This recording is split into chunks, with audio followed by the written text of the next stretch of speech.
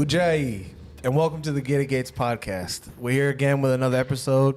We appreciate you guys tuning in. We know you guys could be doing anything else, but yet here you are tuning in. We appreciate you guys. Before we get started, we'd like to take the time to really acknowledge the spiritual side of ourselves and the spiritual side of this work and the spiritual side of everything that allows us to be able to bring this show to you guys.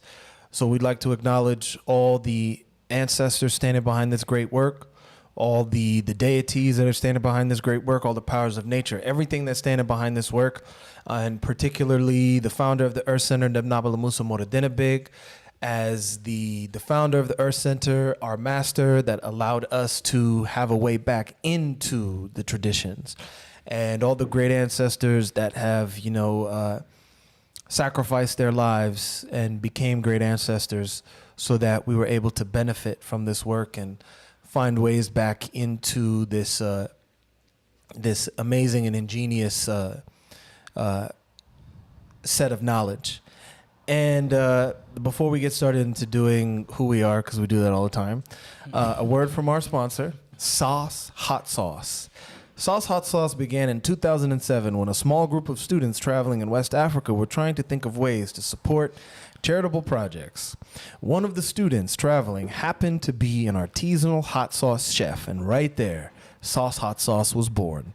Since then, Sauce Hot Sauce has prided itself on making exceptional artisan hot sauces with high-quality ingredients to support good causes.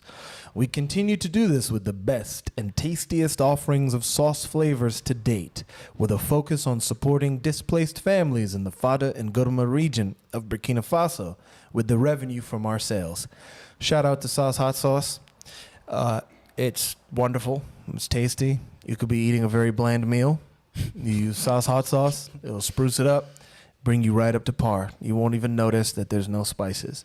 You go visit your in-laws. You don't like what they're cooking. Keep a bottle of Sauce Hot Sauce in your pocket, in your purse, in your knapsack, in your merce. If you're like this guy and you got a merce, whatever it is, keep it on you, keep it ready and locked and loaded. Get you some Sauce Hot Sauce. You sound like you're speaking from experience. No, I don't know what you're talking about. Don't try to put me out there like that. You can't prove it. I don't know what you're talking about. My name is Teryshaat Maaheqwurr. I am your host, and I'm here with my co-host. Kebtah. And we have Teryshaat Maaheqwurr. And before we get started, there's just a few things I really want to shout out in terms of events. Like this weekend, we will be at the International African Arts Festival in Brooklyn. So we'll be there starting tomorrow all weekend till the 4th, right? So we're going to be doing a lot of content. We're going to be doing a lot of things. We're going to do a lot of giveaways. We're going to be out there repping hard. So if you are in the tri-state area and you're coming to the International African Arts Festival, please come check us out. Please come visit. Please come say hello. Please come see us. There's a lot of stuff we're going to be doing. We're going to be shooting a lot of things. We're going to be giving away a lot of stuff. So if you haven't come to see us when we're out vending at these kind of events, we go hard. And, you can really come and check us out and talk to us and connect with us. We also have an event for anybody that's in New York City or is going to be in the New York City area. We have an event. We're going to be doing some Katibi in Central Park. And that's going to be on the 9th from 1 to 3. And you can enter through West 67th Street, west of Sheep's Meadow. Please check it out. You can find the Eventbrite, and you can RSVP or you can just show up. Just bring your mat. We're going to be doing Katibi in the park. We're going to be doing things like this all the time. Now that the weather is nice, we're going to be out there, representing and doing Katibi and things like that. And we also have a talk coming up on the 15th, The Colors of Colonization. I'll be giving a talk on the colors of colonization. Really the origins of why we refer to ourselves as black or why we refer to ourselves as white and all these different, colonial terms that we identify with and then really champion and, start living according to. That's going to be on the 15th That's at the Weeksville Heritage Center. So please, if you're in the area and you want to check it out, please check it out. And we have a very special event that weekend, right? That weekend, we have a very special event that is a first time ever Dogon retreat. So what we're going to be doing is there's a lot of people that have been asking us and trying to find out, okay, hey, how do I get to the pilgrimage? You know, what happens on the pilgrimage? I want to come to the Dogon villages. I want to do this. I want to do that. And for those of you that haven't been able to do that and haven't been able to make it out to our temples in West Africa and know about all the, intricate works that we do and all the intricate temples that we have back home, this is for you. We are going to be bringing our temples to you. We have a temple in upstate New York, and what you're going to be able to do is you're going to be able to attend a purification retreat. So it's going to be 3 days, action-packed. There's something for everybody. There's something for the ladies. There's something for the guys. You know, you're going to get the real Dogon experience, spiritual purification. There's going to be talks. There's going to be initiatic knowledge, secret knowledge that we don't release to the public, that we only give within our initiatic circles. Within the course of initiation, you're going to be getting a lot. You don't want to miss it. You want to be there. If you're in the tri-state area, if you're in America and you got the means, get on a flight, fly ass out to New York City, the New York City area, and get up to Salt Point, New York. That's going to be from the 14th to the 17th. You can check out all of that on dogonwisdom.com. Check it out. You don't want to miss it. It's going to be an experience of a lifetime, and it's our first time. So that means that, we're going to go hard because it's the first time we're doing it, which means that, you don't come across the ungrateful people yet. You don't come across those salty ass people that, be saying weird things and doing weird things. So you're going to get it for real, in terms of the purest form, the purest way in terms of, the events when we do it. So check it out. There's a lot of stuff going on. So please. And also there's one more. We have the Go Africa Carnival we'll be vending at on the 15th. So if you can't make it to one of those events, you can check that out. And that'll be in Harlem on 116th Street. So I think I just talked nonstop for a few minutes and it didn't even feel like it, but that's cool. We're going to hop right into rapid fire without further ado. So we will pass it to our producer. Teryshaat Maaheqwurr, here once again with the current events, the news, the chaos of the modern world. And the first article I want to bring up is South Korea makes school exams easier to boost fertility rates. Huh? Can we have more context? Yeah, definitely. I got a lot for this one. So President Yoon of South Korea. Basically, you got to be dumb in order to reproduce. Essentially, the tests were made so hard that people didn't want to give birth because it cost too much money to prepare their children to pass these tests.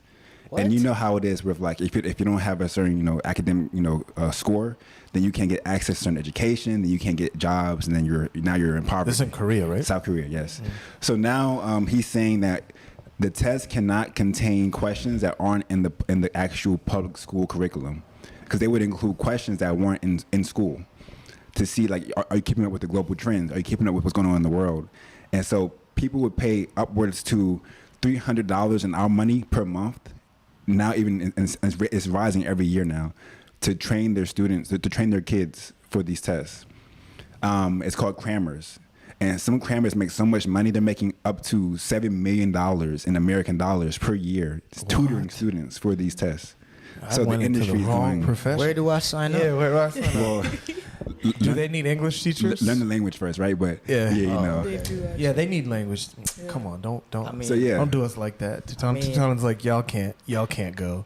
I mean, I don't speak English. I talk it, but I'm willing to teach. I'll teach you English.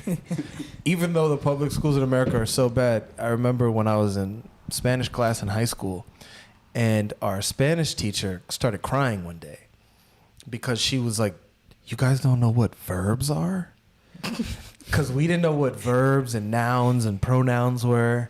Because she was trying to teach us verbs one day, and then we were like, "Bro, what are you talking about? In Spanish? In Spanish. And then because we didn't even understand the concept of verbs, she started crying.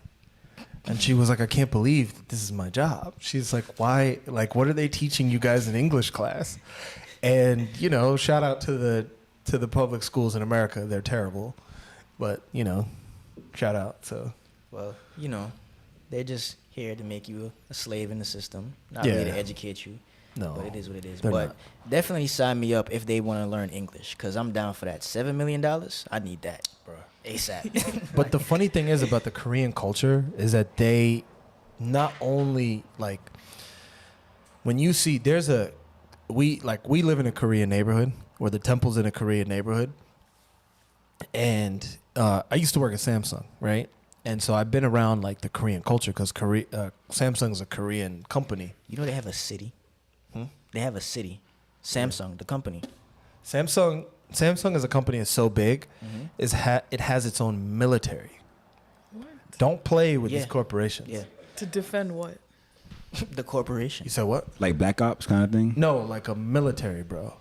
Like Samsung is so powerful as a company that the South Korean government technically like has to work with Samsung on anything that it does. That's how powerful Samsung is as a company. Don't they actually make some of the weapons for some people? I mean, they make everything. That's the thing is like, do not play with Asians. Like, don't play with Asians and how they are with culture, because Asians are, you got to look, man, I saw a stand-up the other day. I didn't watch it, but I saw a clip from Jimmy Yang. You guys know who that is? No. You guys seen never. Silicon Valley? No. It's really good. But anyway, there's a Chinese character on there, and he does stand-up. And he was talking about how the Chinese, like, when you go to a Chinese restaurant, like, the guy that's cooking in the kitchen is, like, fresh off the boat, and he's, like, a Chinese dude, and he doesn't give a shit. And he's just, like, cooking. And just, like, the difference between, like, how the Chinese move and how they function. And the thing is that like what a lot of people don't know is that Asian cultures, right? We know this. Asian cultures still have a lot of connection to traditions. And because Asian cultures still have a lot of connections to traditions, they are moving with a lot of modernized ways, but they're still connected to traditions. It's backed by traditional It's values. backed by traditional values. So you're dealing with, that's why they say the Chinese intelligence agency is the most powerful intelligence agency in the world, because every Chinese person doesn't look at themselves like a foreigner. They look at themselves like Chinese first. So if a Chinese intelligence agency goes to a Chinese citizen that lives in America, they will sell out America because they are looking at themselves as Chinese first.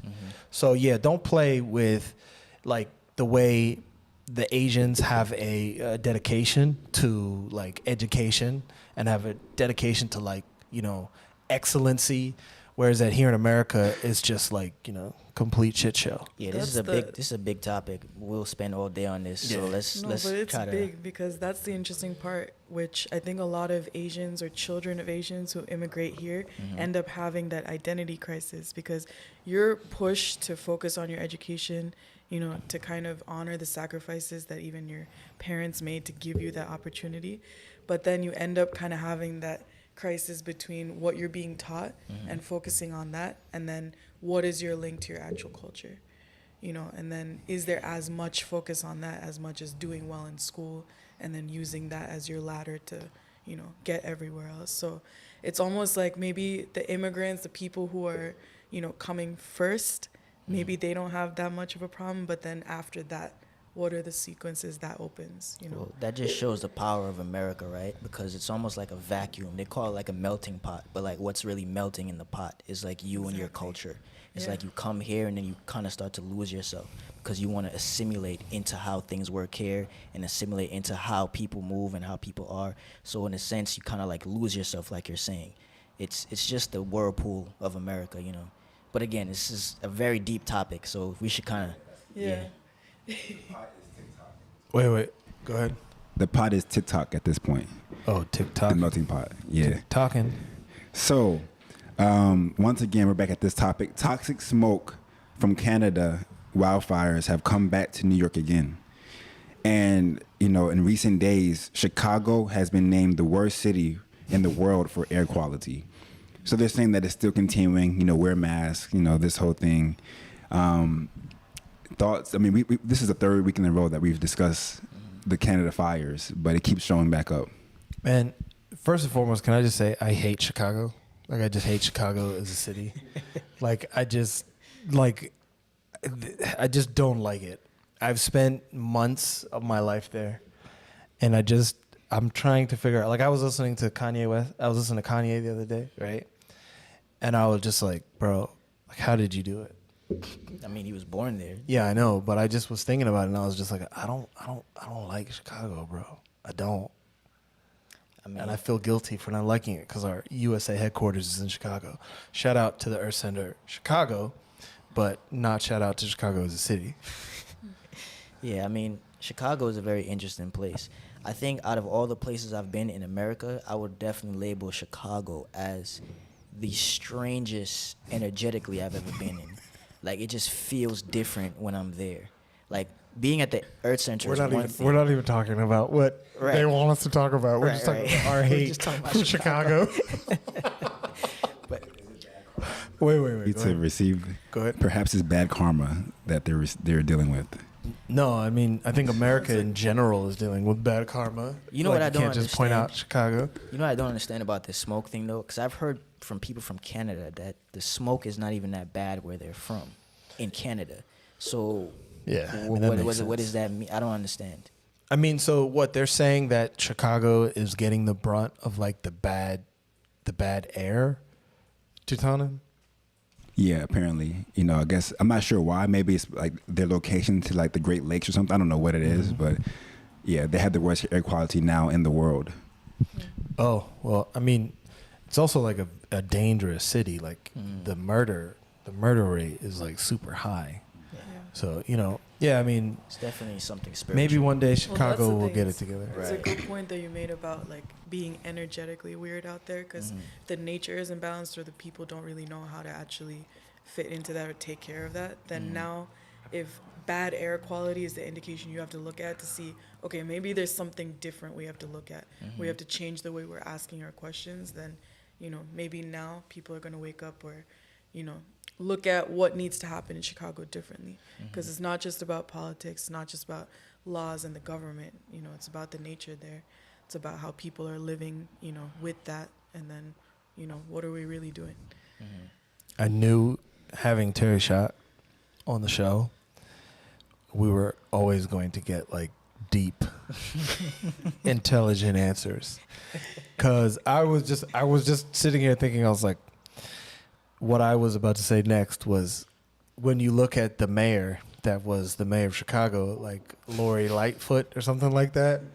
I saw something on Instagram the other day, and they were talking about how like America is slowly morphing into Gotham City. Oh my God. And then they had like a picture. Yeah, like they had a picture of the mayor of Chicago, and she was like wearing like what looked like what the mayor of Gotham City would wear. And I was just like, it's so true. But, Teryshaat's answer is much better.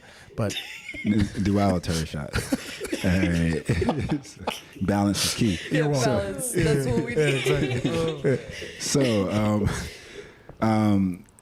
speaking of out of balance, this microscopic Louis Vuitton bag sells for $63,000. What?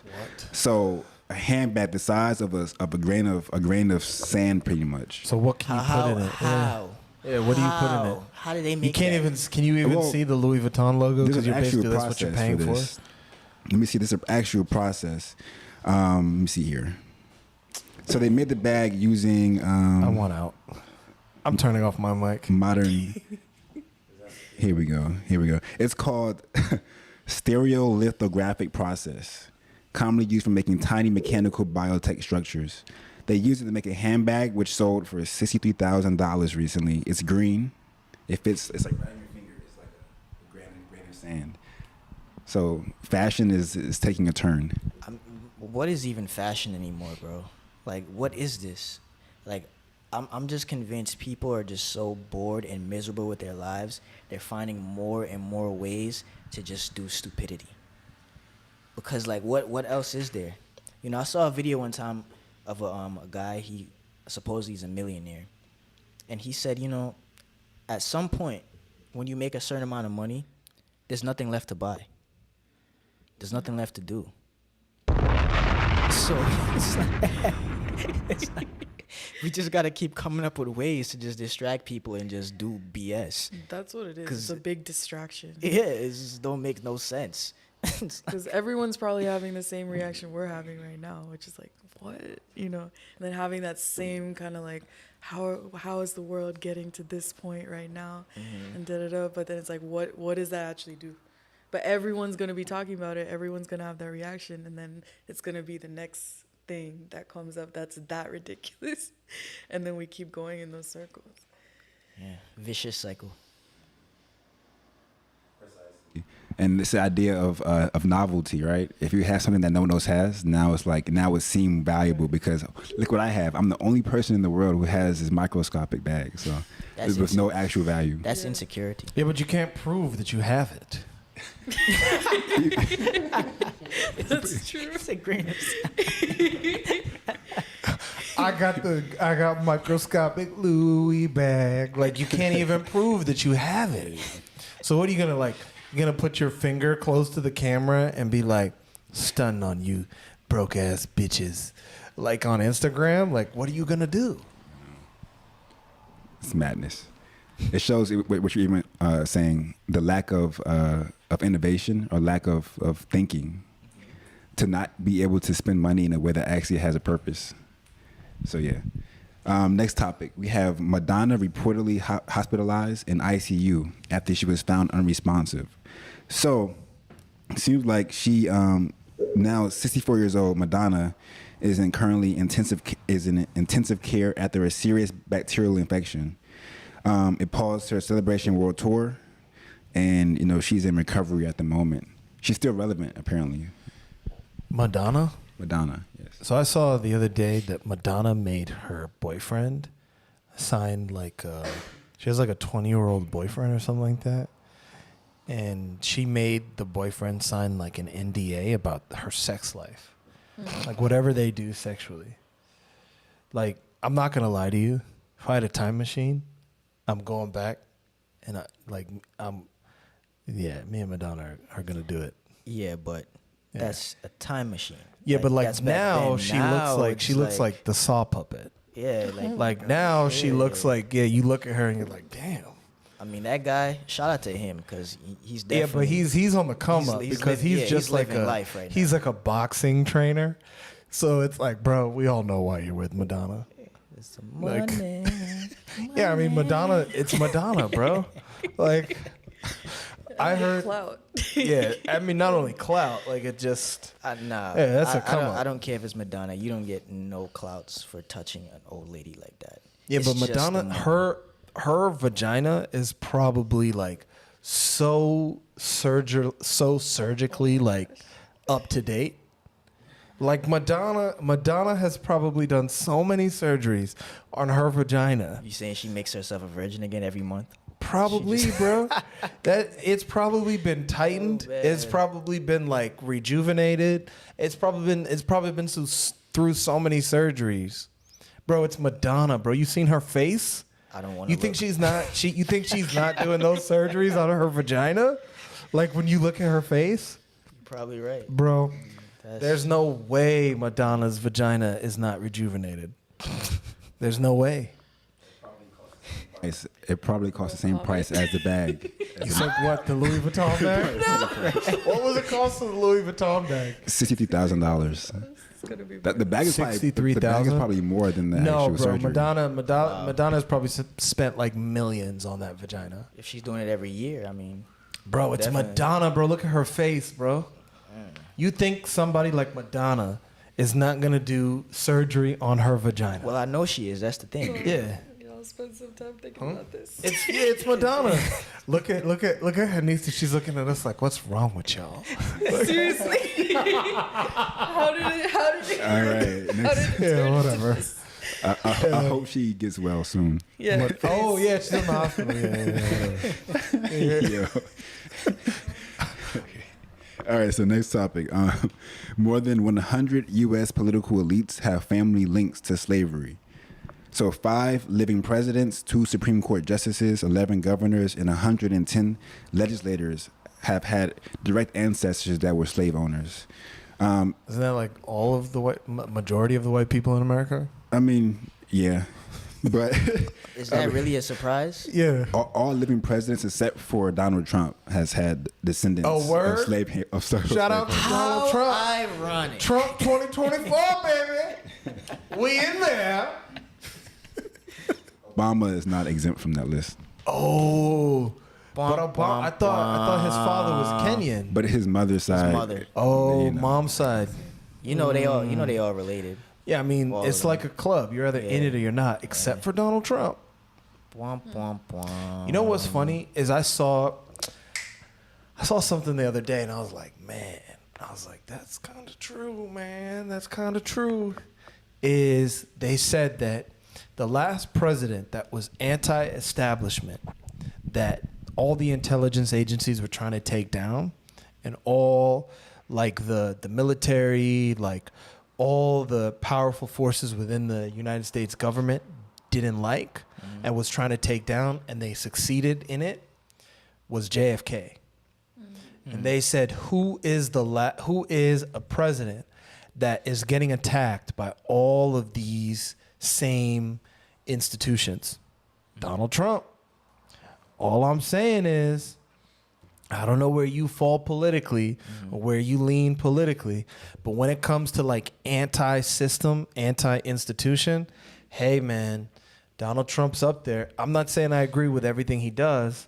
I'm not saying I agree with everything he says, but I think that he is like the closest thing to JFK when it comes to going against like the military industrial complex, when it goes against like what the CIA wants to do, what all these intelligence agencies want to do, all that kind of stuff.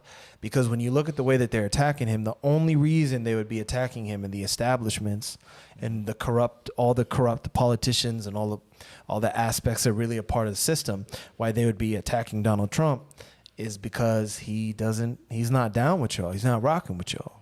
I'm not saying any of the, like, there's no way in hell I'm going to be storming the Capitol. There's no way in hell I'm going to be out here on some QAnon shit and out here like, Trump is the only God bless Trump, and Jesus is the reincarnation of Trump. You know his nickname, right? No. The Great White Hope. Really? The Great White Hope. Only by you or No, like not who? by me. No, Not a by lot of me. people. Oh, I've really? heard a lot of people They call say him the that. Great White Hope? Yeah. But that was supposed to be like a white boxer, like when they would be able to like stand up to like the dominating black boxers. Oh, So really? now they're saying like the Great White. You didn't know that? No, I didn't know that. Yeah, why? Why didn't you know that? Because I just didn't know that. Yeah, but you know that Donald Trump is a great. You guys know that you didn't know that either. Yeah, 'cause you never know anything pop culture related. Oh my gosh. But like That's not pop culture. That's politics. What the Great White? You guys have never heard of the Great White Hope? No. No. But Yeah, I know that's- that yeah. they called Donald See, Trump. Chitana's over here like, yeah. You guys never seen that movie, The Great White Hype? No. It's about how they try and make the next Great White Hope, because Jack Johnson. This is historical, like right. So Jack Johnson would beat the brakes off of all the white boxers, and he would fuck white women. So because he was beating the brakes off of all the white boxers, and he had white girlfriends, they were like, we've got to put a stop to this, because this is like in the early 1900s, right? Clearly. So they were like, what can we do? And then they were like, we have to come up with a white boxer to come up against Jack Johnson.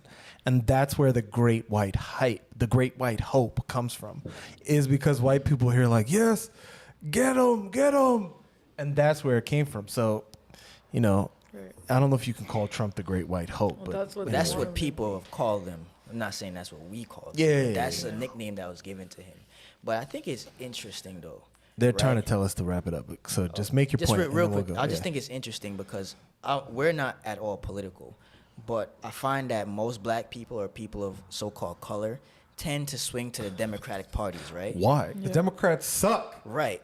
Democrats are actually the ones And they're who trying to turn actually your own children slaves into and all that, right? transgenders, yeah. Right, exactly. Yeah. But most of the values that people of color have, are in alignment with what Trump is saying and what Trump is doing. But for some reason, because of the media, they all hate Trump, but they love Joe Biden.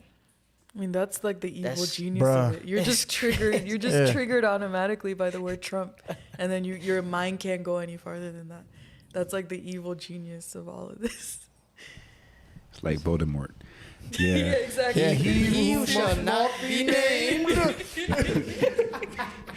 It's an evil world we live in. All right. Okay. The people are probably tuning in like, what is this episode of Gate of Gates? Okay. So we have 2 alien-related articles. Alien? Aliens, once again. Come on. This is the new psyop or distriction, but we are not alone. Whistleblower says U.S. is hiding alien technology.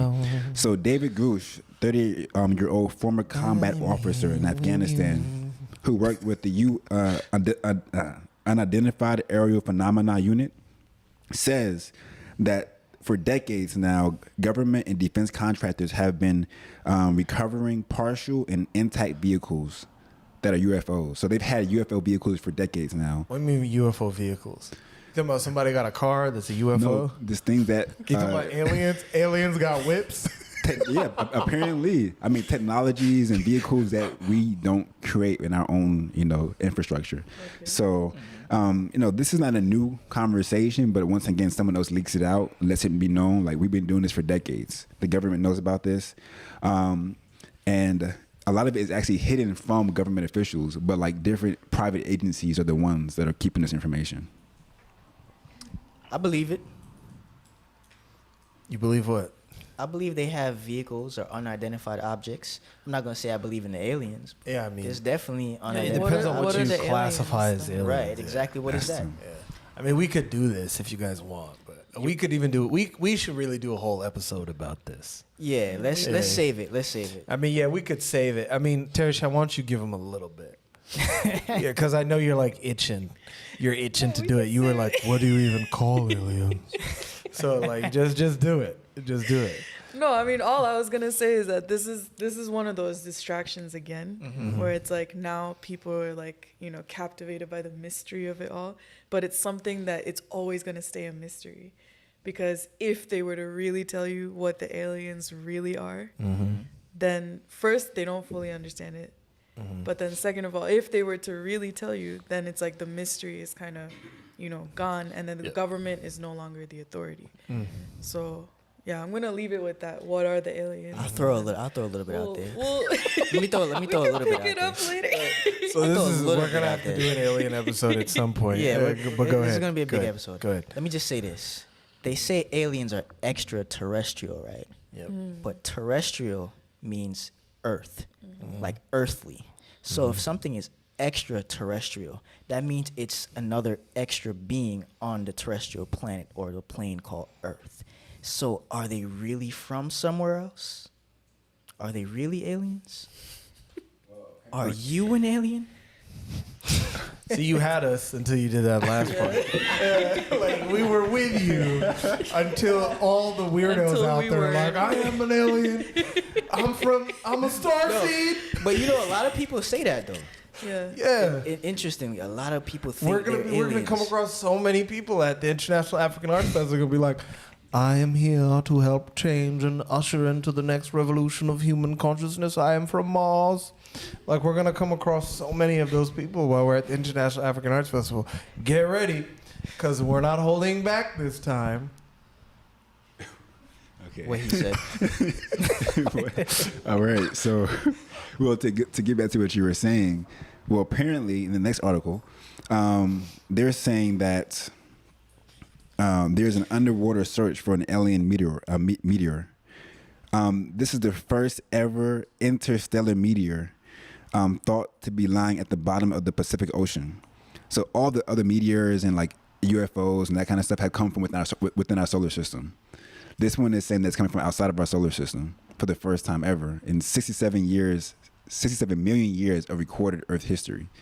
So, this is perhaps what they think is like the breakthrough to a different plane or a different solar system or a different, reality. But they're going down miles deep into the ocean, 2 miles deep into the ocean, to understand what this UFO is underwater.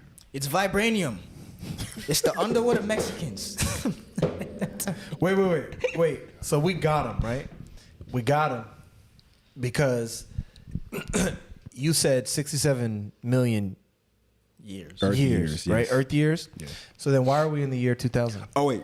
Oh, You went there. Okay. Oh, that's so cute. Is that where we're going?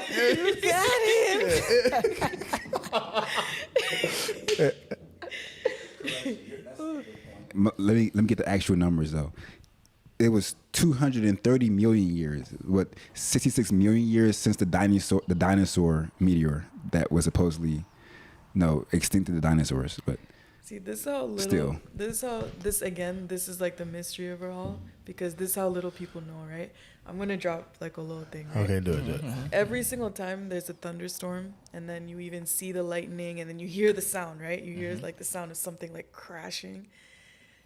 At wherever that lightning really touched, right? If you went there afterwards and you looked, you'll find like a little stone, right? They call that Thunderstone. There's certain things you can use that for. Even that thing isn't coming from Earth. It's like coming from space, something that we would consider a meteor. But people don't even know what that's called or what you would consider that or how you would use it or anything. So if you don't really understand Earth, how can you understand anything that's coming outside of it? So just to add to that, right, is this notion of like the world is going to end and like certain animals go extinct and all this kind of stuff really needs to be revisited, because that's what science is telling you, right? But then the question is, in our temples, we know that anything that the gods created will not finish. So then how can you say that dinosaurs are real if anything that the gods created will not finish? And that's all we're going to go into today. Some years back, a couple years back, I had bought a stone or a crystal at Namaste, and they claimed it was a meteorite. I think they call it Moldavite stone. They claim it's from a meteorite, and it's very rare. There's very few of them on the planet, and I bought it for like $130. Yeah, they got me. Where is it? Where is it? Actually, it was lost. It was stolen. By who? I don't know, some guy. It was in somebody's bag, and they took it. Yeah, they broke into the car and took it. It's whatever. You're one of those guys that falls for like the thing at No, it looked nice. the thing at Walmart. It looked nice. Like, the guy that's like, I'm here, I'm trying to feed my family, I don't know what to do. Like, can you please give me money? And then you like give them money. They're like, I'll give you this gold ring. It's a gold ring. And then you pay them. And then this guy is funny. funny. You're that guy. You're funny. You're that You guy are that falls for that, you bro. are funny. You're you that don't guy. get to say anything. Yeah, I'm just because you paid $135. You spent $135 for a meteorite. It was pretty. Your wife is like, nigga, we got a baby. You out here telling me you spent $130. That's what that laugh was. Nigga, you spent $130 on a meteorite? When's the last time you spent $130 on me? That's what that laugh was. She was out there like, ha. I got your bitch ass later.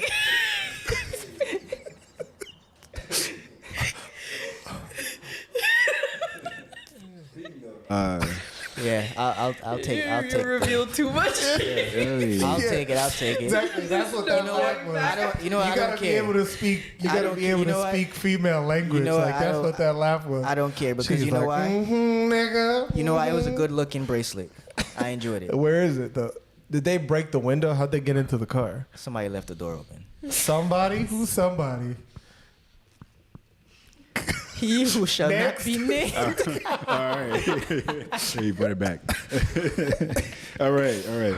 So, I mean, men will go through extreme measures to get a woman or impress a woman, including buying jewelry. But also, Georgian man gets $81,000 leg lengthening procedure after crush rejected him for being too short. Wow. So 27-year-old Denzel Sidgers spent $81,000 to surgically increase his height from 5'5" to 6 feet. He says that he has always been very shy and reserved as a child, and was always afraid to be himself for fear of being judged or not accepted. In his teenage years, he was rejected by a girl he had a huge crush on, who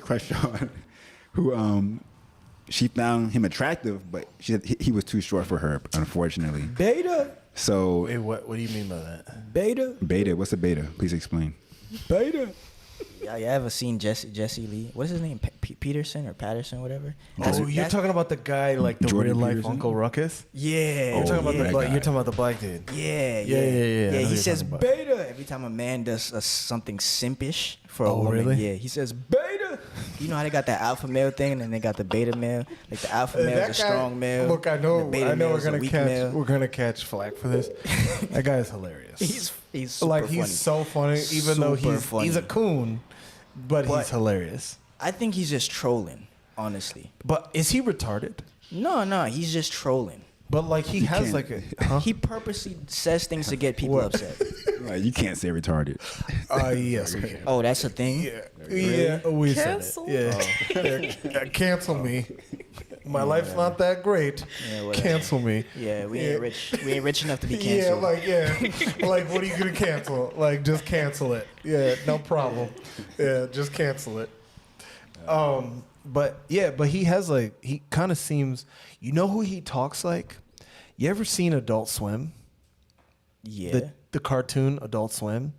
The actual cartoon called Adult Swim? There's a Nah, cartoon nah, called they- Adult It's a Swim? TV show. It's a TV it's show. Like a channel. No, it's It's like a network. channel Yeah. on Cartoon Network. on Yeah, Cartoon yeah, Network. at night. There's like that creature thing that like kind of has like the same speech patterns as him.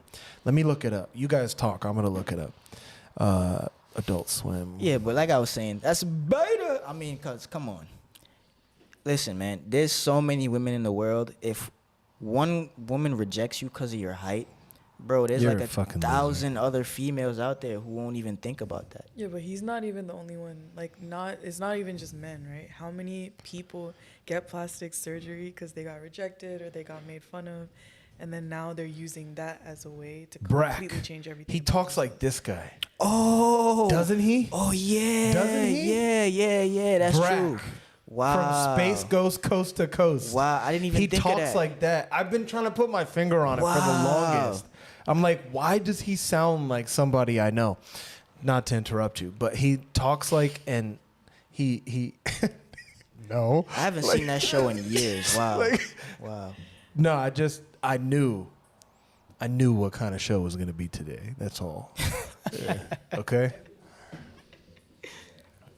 Okay. Yeah, but there's a lot of losers out there that go and get plastic surgery to feel accepted. Yeah, It's man. unfortunate. Oh, Come on, bro. No, but Like, now even younger people are doing it. I mean, women have been doing it since the dawn of time, since plastic surgery came into the picture, but now just like these loser ass dudes are doing it too. yeah, it's sad, But- man. It's sad. Oh my God! Oh! Let him cook. Must be true. Oh shit. Oh man. Okay. Cool. I mean, my thing is like your legs are too long now. So what are you gonna do about that part? Like, you know, According to you, Yeah, you your don't like legs it. are yeah. You're gonna reject Yeah, but you're like 6'3", bro. That's easy for you to say. He has It's like, experience. that guy was 5'5". He has experience. He knows what he's talking about. Yeah. So like, are you telling us that your height is a curse? no, he says that I'm proportionate, but that's he only made his legs long.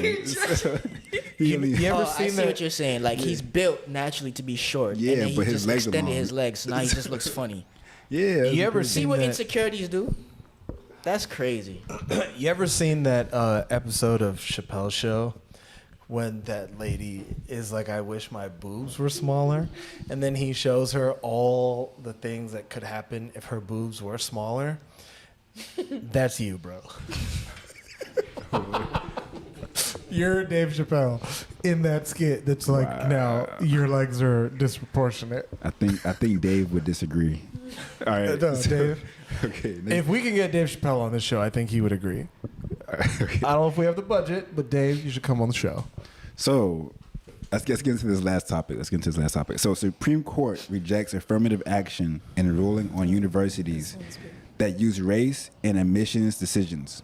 So affirmative action has been a huge conversation debate for years. Like, you know, basically you get into college based on your merit of race. Like, I'm black, I'm Hispanic, I'm marginalized. Therefore, I should have more access or have a chance to get into university because of slavery, of injustice, discrimination, and so forth. But the Supreme Court has decided, due to the 14th Amendment, that this violates the 14th Amendment. So now, here's some quotes. Chief Justice John Roberts says, a benefit to a student who overcame racial discrimination, for example, must be tied to that student's courage and determination. That's a merit that they say that it's worth getting to college for. Another one says, or a benefit to a student whose heritage or culture motivated him or her to assume a leadership role or attain a particular goal must be tied to that student's unique ability to contribute to the university. In other words, the student must be treated based on his or her experiences as an individual, not on the basis of race. So, you remember like in the 50s or like the 1940s when it was only like white people in the universities? Mm-hmm. Then it wasn't based on merit. It was just based on the fact that like anybody could get in. Mm-hmm. Because you could be, like, that's where this notion of like white mediocrity comes from. Mm-hmm. Where it's like the argument for affirmative action is like you have like mediocre white people that can get in because they're white. Because the norm is like, let's make sure it's like a white space. Like, and it's only, you know, kept up by like white people. So you can have like mediocre white people. Like everybody sitting at this table is not white, right? So we all understand, like, I know you especially understand this because like we're going to take it to like the heights in terms of where you could take it to like in the system. Right. Is like you can have like mediocre white people and then they will be sitting there acting like they're like excellent. Like super intelligent. And they'll be like a D student, but then they have the confidence of an A student. Right. Or they feel like they're, you know, equipped to comment on things or to like they feel like they're super informed because their conditioning is like you're the one. Like you're the best. So I call bullshit on that notion. Yeah, I agree, because that's actually a very, very good point, because I've heard this argument from a lot of other people. What's that girl's name? Candace Owens. Candace Owens, yeah. Yeah, like one of her main points is she's that cool. Yeah.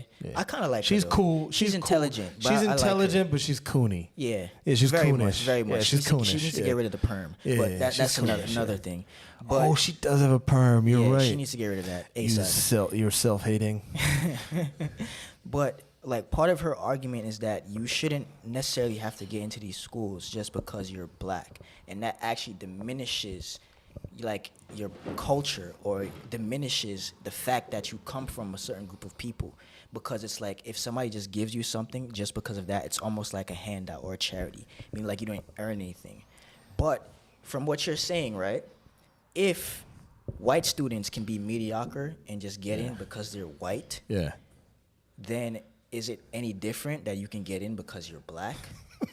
No, but that's the thing, right? Like even me, I went to a high school where it was a lot of Asians, right? A lot of children of immigrants. Damn, you know that the competition was thick. Yeah, like you could tell. And then, and then it's like literally every single one of us killing each other. No, but it's like every single one of us, right? You have to be in like 5-6 different clubs. I was taking AP classes in sophomore year, like my second year of high school. Yeah. Man, I took classes during the summer so that I could be in AP classes in my sophomore year. I took AP classes my junior year. And when I got there, I was like, Bruh, Oh, okay. I'm that's good cool. on this. I took classes for a week, and I was like, peace. You mean like in school? You took classes in for a college. week? In college. Yeah, For no, I 1 didn't. week, I was didn't like, take. peace. Bro, that's high school. No, AP but classes are in that's- high school. Oh, really? Keep going. So what's No, so but what's that's those the thing, classes? right? So No. wait, hold on. No, I need to understand now. So what's those classes you take in college where it's like you're trying to get all the extracurricular In whatever? college? Yeah. Electives. Oh, that's electives. Yeah. Oh. But AP. Forgive Yeah, forgive AP my is a forgive my college- ignorance. AP It's a even college counts, accredited yeah. course that you Like, take get in high college school. Credits. Oh, I did Yeah. that too. No, you didn't. I did. Did you? Yeah, What'd you I did. take? I don't remember. No, but that's the thing, right? Like, for Let me all of let me us, join the scholarly Yeah. academics. This is why we okay? need affirmative action. Yeah, because you're out here trying to get affirmative action just on merit alone. You're like, yeah, I did that too. Yeah, I was in AP. AP, advanced. I'm not going to say it. I was going to say something else, but anyway, go. No, I was just saying, like, mediocrity wasn't an option, right? Like, Yeah, you don't of even course. understand That's that in your household. concept, right? No, but No, so just many. in general. It was like bro, a it's shared... a school filled with Asians. And We immigrants just in talked about general, this. all Immigrants- different, yeah, of all course, yeah. different, backgrounds. But it was like mostly people of color, and then it's like you knew there wasn't room for mediocrity. But what all of this does is that it's also a distraction because now it makes college seem like this forbidden fruit that for us to equalize the tables and everything, we need to now get in there. But once again, you're asking for a seat at the same table of the people sitting at those, at the Supreme Court making these kind of decisions. Right. Because at the end of the day, the college structures are still a colonial institution. Yeah, of course. So you're not really learning about yourself. You're not really learning about your culture by trying to advance yourself in that system. And then the more you kind of advance in that, the more you kind of lose that connection to your roots. But that's what every single person is pushing for. Of course. And then once you get that distinction, it almost makes you forget that there's still some kind of void or there's still something missing. Well, in a way, because this ties into our topic today, because it's kind of like reverse cultural appropriation, because like they get you to culturally appropriate their system, and their system is the education system, because the whole thing about America is that there's no culture, and because there's no culture, the thing that they have to get you. That's something that's something very dangerous to say, right? What? That But it's true. America has no culture because Yeah, the culture is no culture. People here are so patriotic that you would get stabbed if you walked out in the street and said that. Yeah, but it's true. It is true. But what's the It's culture true. based on? What's the history? Yeah, That's what there's we're no gonna get culture. into. We're gonna get into. So it's like their whole thing is like, how many people can we get to culturally appropriate our no culture or our lack of culture? Right. Which is why growing up as an immigrant or growing up as a person coming from real culture, somebody coming from the Caribbean, somebody coming from Africa, somebody coming from India, you come from culture. So you come from culture. But then the thing is like you show up to school with patties, you show up to school with curry, you show up to school with some okra sauce, and people are like, ew, Oh, yeah. what's that? Like, and then they're like, why don't you get Lunchables, you broke Jamaican? Or like, they're like, Or calling you an African booty scratcher, all this kind of weird stuff. what would they call you? No, it's me and my, I remember me and my sister, they would be like, oh, like that smells, like what's Yeah, that? but hold on, what would they, because like, there's like the whole term, was there like a derogatory term for Jamaicans? Coconuts. Coconuts? Yeah. That's what they called you in Yeah, they call all Caribbean elementary people school? that. Yeah, Really? coconuts Never or heard that before. coconuts or African booty scratchers. Oh, they just rope you in with Africans? Yeah, Call you because- African Jamaican booty scratchers? Yeah, if you were Nigerian, if you were Nigerian, right, or you're Jamaican, for most people they couldn't tell the difference between your so-called English or your pidgin or your patois, so they would just rope everybody into the same category, the same boat. Indian people call themselves coconuts if they're brown on the outside and white on the inside.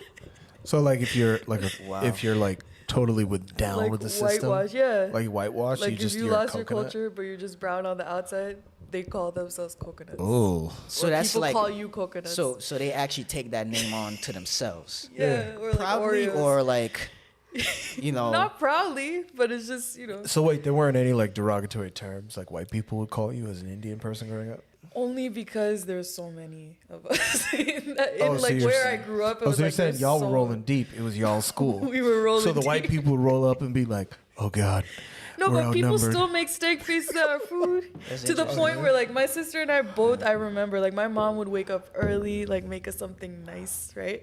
And then me and my sister both individually asked her at some point, why can't you make us like a peanut butter and jelly sandwich? Oh, we damn. want it in a paper bag. Like she got us like a nice lunchbox with all the, you know, like the sections to put all the like different things she made and all that. And then we're like, we want a paper bag. Wow. So, These kids was Like- tough. These kids was tough. yeah, but Imagine look, you have a nice everybody, lunchbox. bro, everybody some did that. food. You did that too. To Don't who? front. I didn't do you it to did nobody. that too. Yeah, but No, I you never. know. I'm saying like those white kids growing up, They get you. like they got you too. Don't even front. So the thing is this though, I never really grew up around white kids. We had one white kid and Where'd you grow up? in Brooklyn. See, there's no white people in Brooklyn. No, honestly, no. Where I grew up, Not now, nigga, not now. Well, not now. Now there's a lot. There's a whole That's their bunch city, now. yeah, It's that's their theirs city, yeah, now. yeah. But when I was growing up, we didn't really see much white people. So everybody we saw was black. But the difference was there was the black Americans and then the Caribbeans and Africans. Yeah, because that's an important distinction, right? Right. There's black Americans. And then anybody that has the skin tone of black, but is not American. Right. Right. So there's like the Caribbean, there's like people from the Caribbean, there's the Africans, and those are two different things. Yeah, they're two Important different distinction. Important distinctions, right? So when I was growing up, we literally had one white kid in our entire class Was he down? and one Spanish kid. The white kid was down to the point where you wouldn't even tell he was white if you were not looking at his skin. And I say that because his mannerisms and the way he acted was almost like another like reverse cultural appropriation kind of situation. It's So like you're saying he maybe was at like- home he was eating a- chicken breast with broccoli, but when he would come with us, it was rice and peas and jerk chicken. He was like, McCall walk, McCall breathe. But then when he goes home, he's like, Mom, can I get a peanut butter and jelly sandwich? Basically. Yeah. That was the situation. And it's so funny. That one white kid was always the angriest out of the group. Yeah, because he Always was the one out of trying to place. prove something. Yeah, he was out of place. Yeah. Always. It's like that Dave Yeah. Chappelle episode Yeah. where it's like he was saying the dangerous guy in an entire group of niggas is the one Yeah. white guy. Yeah, of because course. that Yeah. one white guy Of course. is going to be the one to do the craziest exactly. stuff because he's got He's the like, "I'm most to down." prove. Yeah. Right. Yeah. So the reason why I asked is because our topic today is on cultural appropriation, right? And it's about cultural appropriation because we're going to be doing the International African Arts Festival tomorrow and for the next few days. And so there's this notion where black people feel like their culture is their culture regardless of their conditioning, right? And that becomes a problem because you can have, like, what makes us different as an organization is we have Indian people, we have white people, we have Colombians, we have Mexicans, we have Asians, we have, you name it, Colombians is everywhere. niggas. Yeah, I mean, they're Colombians is light-skinned niggas with a little shade of yeah. with a little shade of coconut. You're ruining our clip. But like, so I mean, it could go in there still, but so we have everybody from everywhere, right? So we're the only real Kemetic organization. Like, let's be real. Shots fired. I don't care who you are. Temple of Anu. What's the other ones? Shrine of Ma'at, the Infodishi bullshit, the Baba Heru bullshit, like all of those places, like, come on, bro. We all know you're not standing on nothing, right? We all know you're not coming from real traditions. Like, you guys aren't really standing on anything, right? So you guys are all cultural appropriators because, like, we got to call a circle and a square a square. And I want the smoke. Come see me. I'm going to be in Brooklyn tomorrow. I'm going to be at the International African Arts Festival, and I'll debate you in person. So if you want it, come get it. You know, So, and what you're saying is actually pretty big because it's like you said, black people, especially here in the West, have this idea of everything that has like a black name or started by blacks or so-called blacks It's automatically is theirs. automatically theirs, right? Because of colonialism, because of slavery, and all these different things. Now, here's the thing.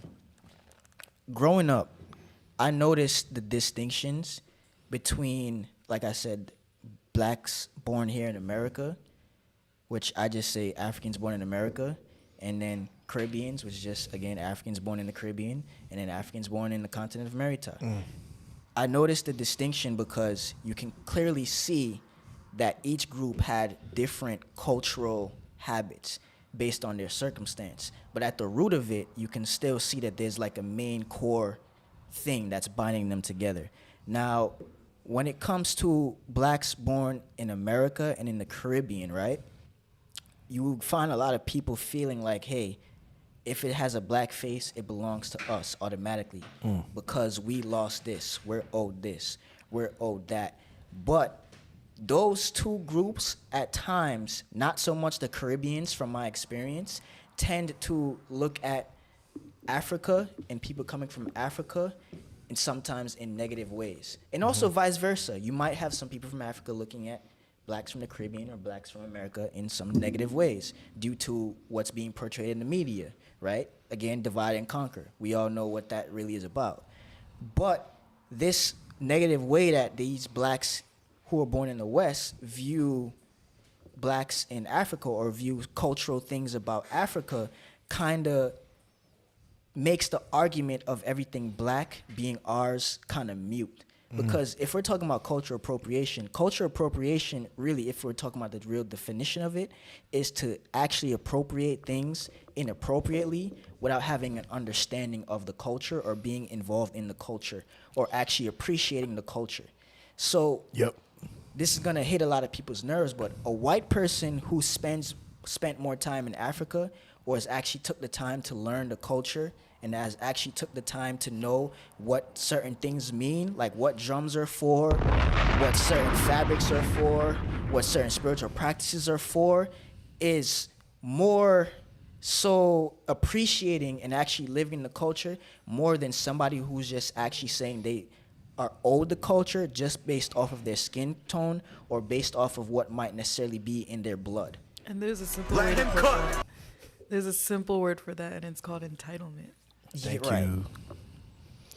Hold on, I want to find out what this sound is. Sensational.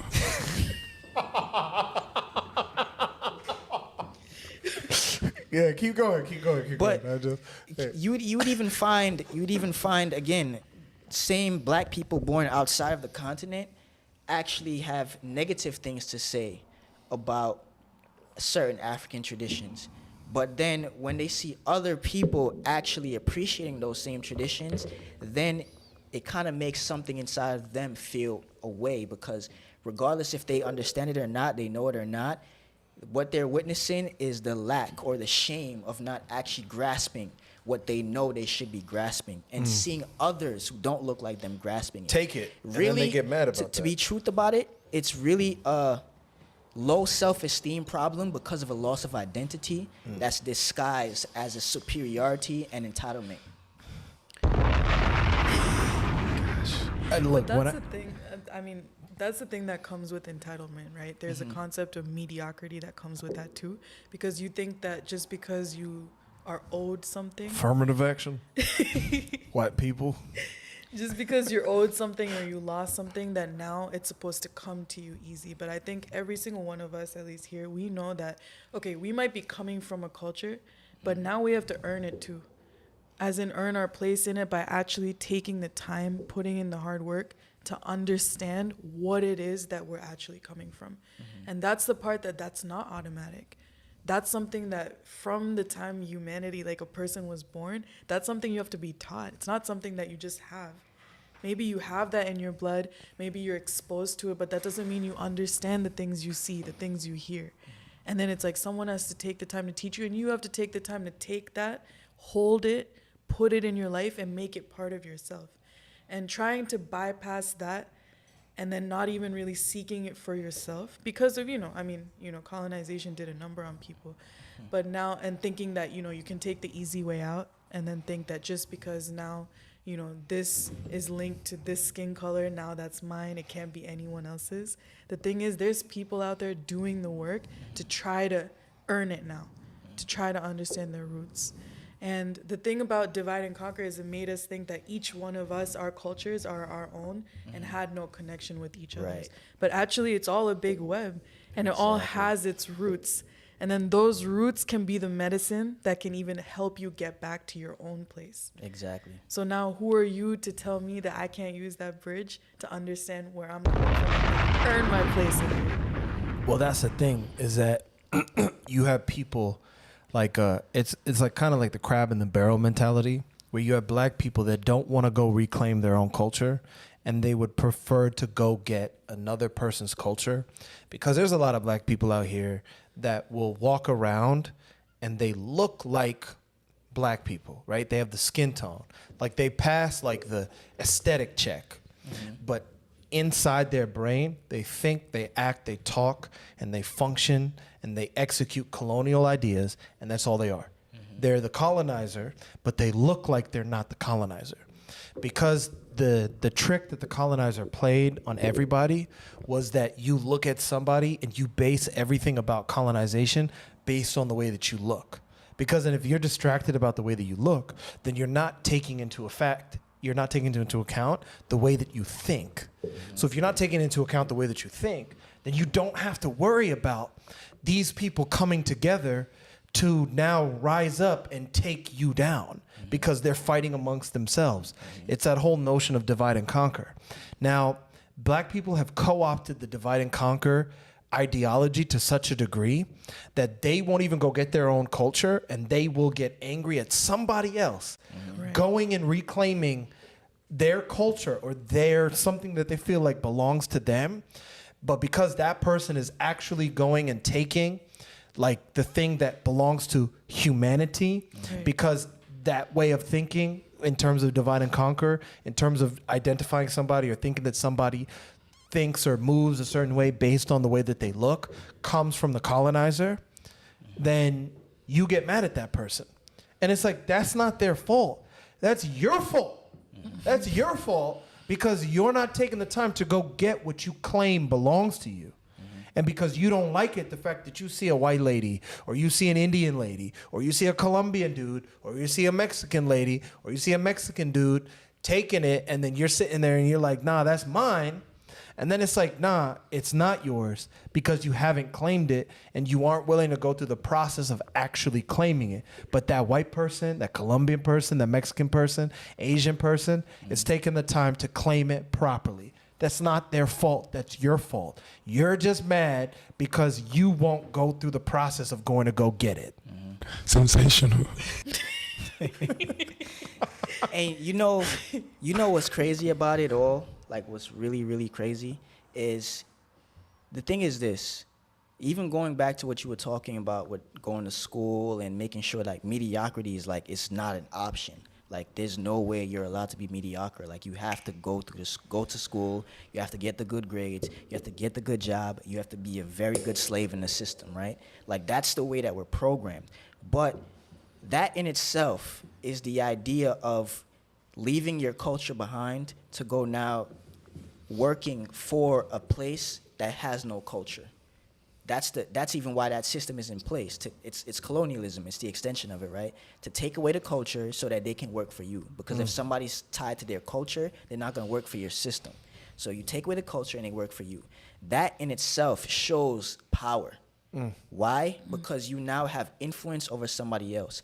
But for people who don't see the value in now having others look at their own culture or their ancestral culture and then going and then saying, wow, that's actually amazing. I need to learn about that. I need to get involved in that. If you don't see the power in that, then something is wrong with you mentally. Because they had to force people into this system. They had to murder people into this system. They had to chop off heads into this system. Now you're telling me I can now sit here and I can see a man who is Jewish, I can see a lady who's Indian, I can see a lady who's Irish, I can see a lady who's Mexican now come and bow down to the feet of where I'm from, of African culture, I can see those people learn from it, value it, and take it, and we didn't have to force them.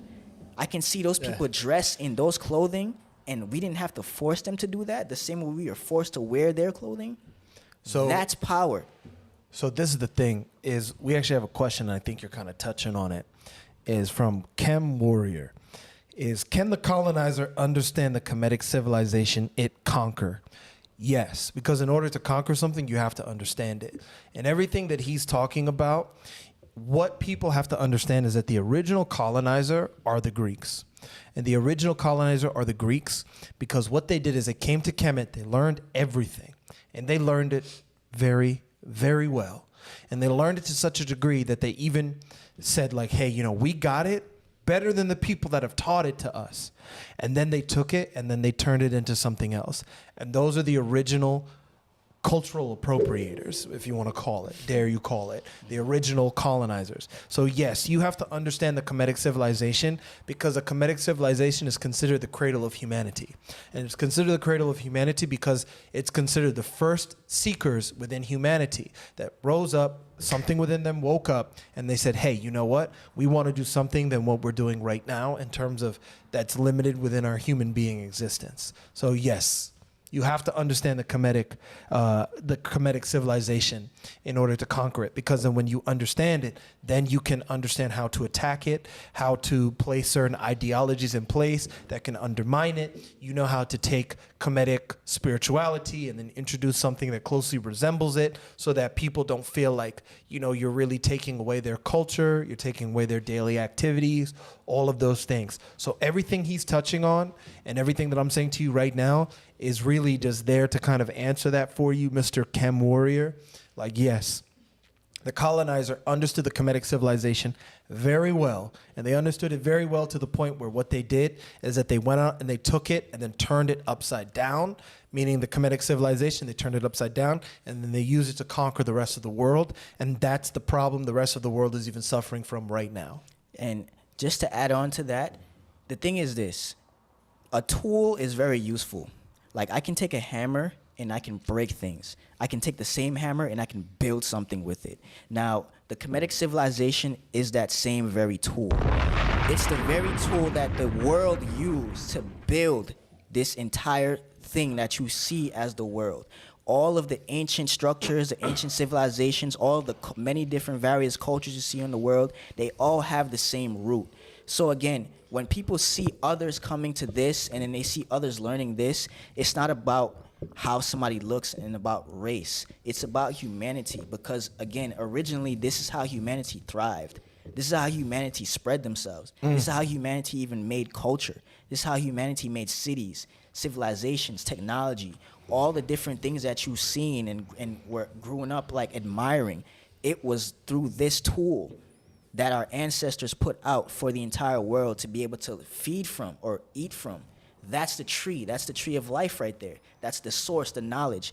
That's what they use. It's a very good tool. So just because a small group of people use that same tool to destroy doesn't mean it's not a valuable tool that the world can still utilize today. Right. I would almost Sensational.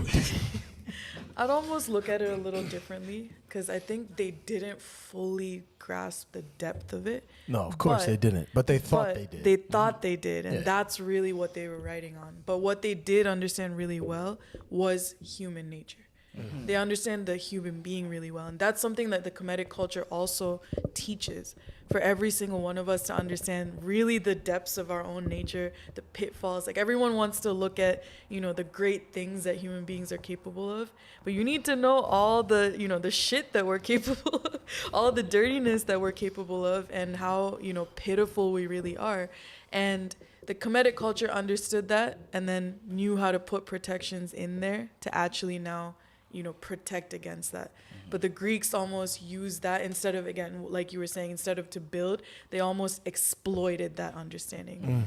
And then now that's how they were able to get in and break people, because at the end of the day, human beings are, you know, human beings. So we have a follow-up question from Chem Warrior, which is, why doesn't modern Africa embrace a Kemetic culture? Now, Who there's... says it doesn't? Exactly. And this is the thing, right? Mr. Chem Warrior or Miss Chem Warrior or or they, Chem Warrior. I don't know. Yeah. don't want to misgender nobody. So the thing is this is, yes, you're right. You can go to modern cities in Africa, but that doesn't mean that they're still not connected to the traditions, because the Kemetic culture is the original indigenous civilization of humanity. Now, because it is the original indigenous civilization of humanity, and it started in what is commonly known as, or today as known as, Africa, then you can't say that modern Africa doesn't embrace the Kemetic civilization. That's why you see, like today, in modern Africa, you have people that come in that are trying to even bring these modern Greek colonizing ideologies like homosexuality to Africa. And they're like, no, feminism. Like all these different Western ideologies, and Africa is like, nah, get out of here. And they're like, we will kill you if you come here. We will put you to death if you think you can bring those type of ideologies. Because that's at the root, the Kemetic culture that you're seeing that they're standing on in Africa still. So there's no way to say that. That kind of question kind of implies that the Kemetic culture is dead. It's not.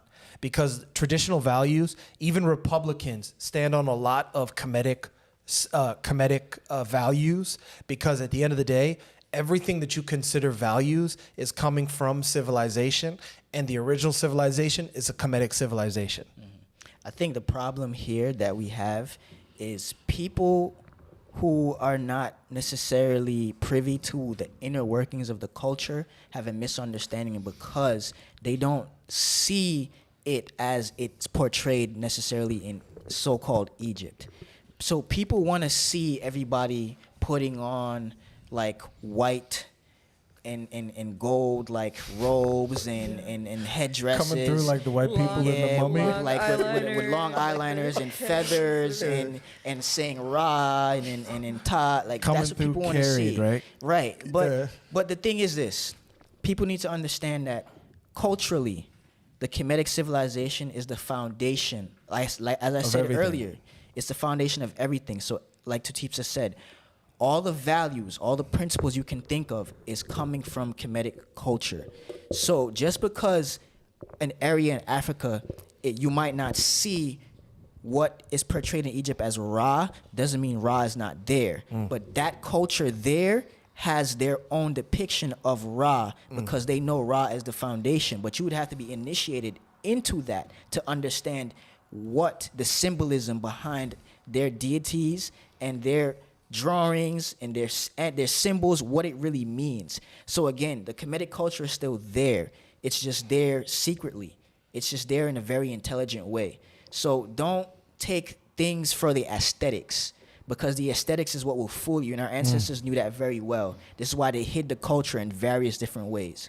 That's the interesting thing, you know. I think we were at an event at some point and someone kind of said, oh yeah, the Earth Center, that's more like the African related organization, right? Kemetic organization. It's ignorance. All of that. And it's like for them, they didn't understand the connection between Africa and Kemet.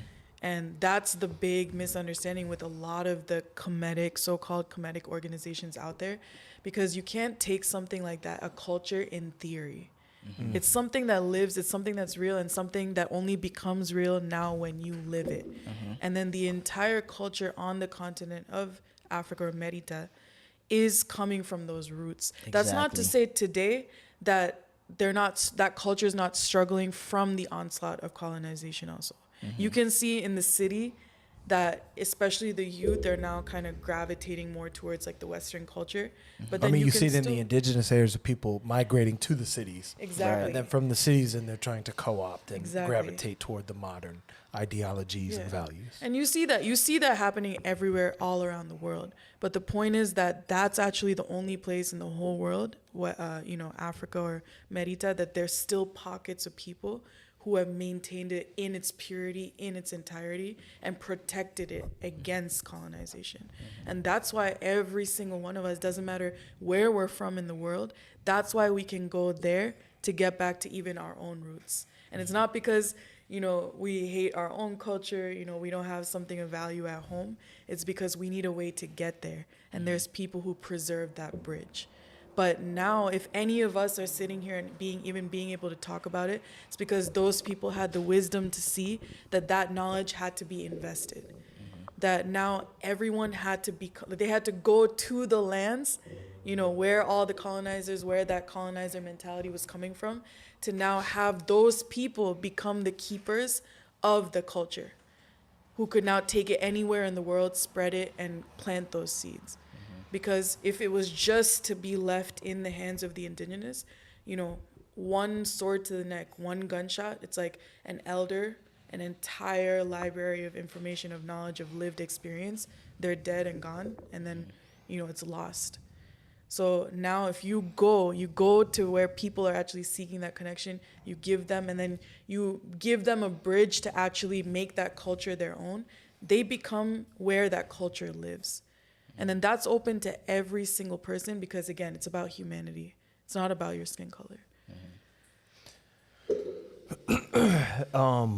I just want to make sure that, people are feeling, recognized. So Mr. Chem Warrior has 2 follow-up questions.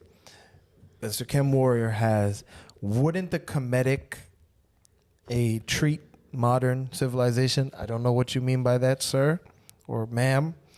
I'm going to need you to rephrase that for us if you could. But then you have, but when one said Pharaoh is African, most Africans accuse you of cultural appropriation for modern Egyptian. Why? If I understand your question properly, I think you're asking why do Africans consider the current Egyptians as cultural appropriators? Is that what you're asking? Well, that's obvious. That's obvious. That's pretty obvious. Yeah. And I would say is this. Modern Egyptians are essentially, majority of them at least, are Arabs. Yeah, I mean, they are obviously Arabs. came from Arabia, which obviously had nothing to do with what was going on there. I mean, like, honestly, this is a topic that I get very touchy about because... Why? Here's the thing. You know that they flooded, like, vast majority of areas in the Nile because they wanted to make that dam, and they wanted to, I think it was, I forgot which, they wanted to make the canal. There's a canal. Yeah, I know what you're talking about. Yeah. Are you talking about the Strait of Gibraltar? Is that Yeah, what it is? yeah. But when they did that, a lot of Kemetic areas got flooded. Like a lot of temples, a lot of artifacts, a lot of stuff. A lot of burial sites got flooded. They wanted to get rid of it. Yeah. Yeah. Why would a group of people who are indigenous to that area flood their own ancestral burial grounds? That don't make That sense. doesn't make no sense. Yeah. Why would those same group of people now take those same ancestral grounds and then now exploit it the way that they do? Why did they put trash all over it, all over the pyramids? Because they know, like, Why would culturally, they be pimping them out in terms of, hey, you want to come and learn about it, and we'll teach you about it. We'll give you a tour. exactly like that. Come on, bro. They move there. Those are migrants. Even the people who are darker skin tend to be pushed to the south. And you don't really see those people in the north, and they call those people Nubians or whatever other names they want to call them. You know, the people, also people from Sudan. You know, The Marmaluks. like, come on, Oh, that's the same thing that happened in doesn't even Egypt, make sense. too. Come This on. guy. But it's funny. I've noticed that too, like in not just Africa, but like all over the world. Aswan. Somebody commented. Mr. said the Aswan Dam Thank you, Mister. But I've noticed that around the world that or MR. MR. Thank Yeah, I you, don't MR. know. Oh, yeah. But I've noticed that around the world that they tend to push the darker skinned people to the south, and the lighter skinned people always occupy like the north. And it's usually people who were invaded from either like the east or northeast that tend to like have kind of like, you know, take over territory in the northern parts and then push the people back down south, which is why they came up with the term sub-Saharan, to kind of separate indigenous people from the entire continent. So to kind of make it seem like, oh, this group here is like dominant over this group here because this group here is subspecies or sub-Saharan compared to the other group on top. It's just mind games. So that's why you would see people looking at those people in so-called Egypt and North Africa like, hey, you guys are, you know, culturally appropriating. Yeah. I mean, you know, here's the thing, guys, is cultural appropriation is a real thing, right? And I think if you get lost in the fact that cultural appropriation, because nowadays cultural appropriation carries, like, the way that people want to talk about it is like when like black people will come up with a dance and like a white guy will then like start doing the dance, right? But then the other side of cultural appropriation is that you have people that originally come from a culture and they don't actually want their own culture. And they're trying their best to assimilate into the colonizing culture as much as they can. And because they're doing their best to assimilate into the colonizing culture, they then get mad at other people that are actually like becoming cultured based on like assimilating into to the ones that are attempting to assimilate into the colonizing culture's original said culture, right? So the danger is that you guys know like Black Panther is a good example of this, right? Is in Black Panther, what's his name? T'Challa, right? T'Challa is an example of how he's maintained his culture, and Killmonger is coming from the culture, right? Killmonger is what do you call him? Descendant. Yeah, descendant of, what are they again though? Wakandans. Wakandans, right? He's technically, like, his bloodline, he's a Wakandian. He's the son of Wakanda. But he has been conditioned and he's co-opted and he's culturally appropriated his colonizers' Culture. identity and culture, right? And then he comes back and he's like, no, this is mine.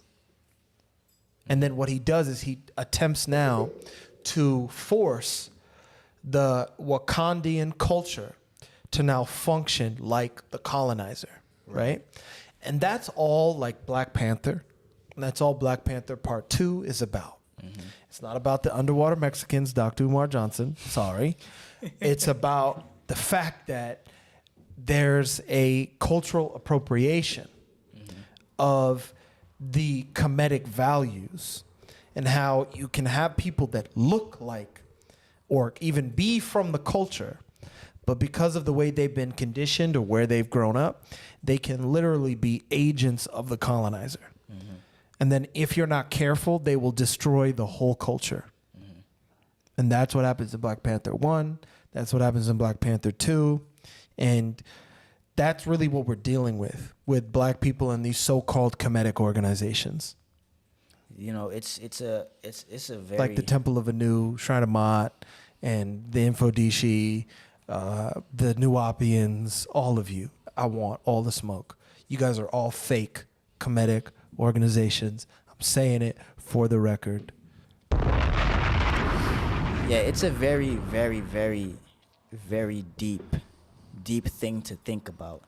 But again, if we're all being honest with ourselves, like, we all come from colonization.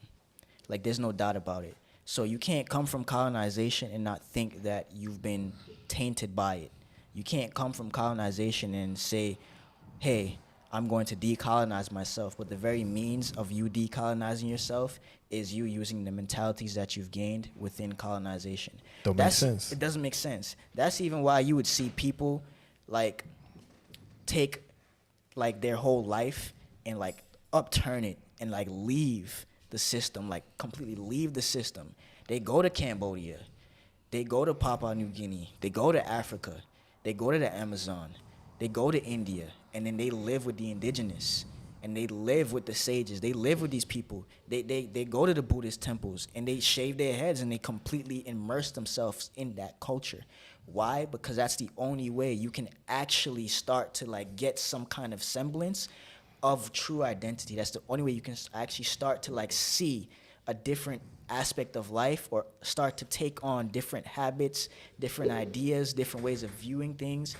If you're just coming from America and then you're taking what you perceive to be as culture without actually ever being a part of the culture or being initiated into that culture, and then going to the culture that you weren't initiated by and saying, hey, you guys should do it this way, and I'm here to do it for you this way, then you're being no different than the same people who you're blaming for your shortcomings.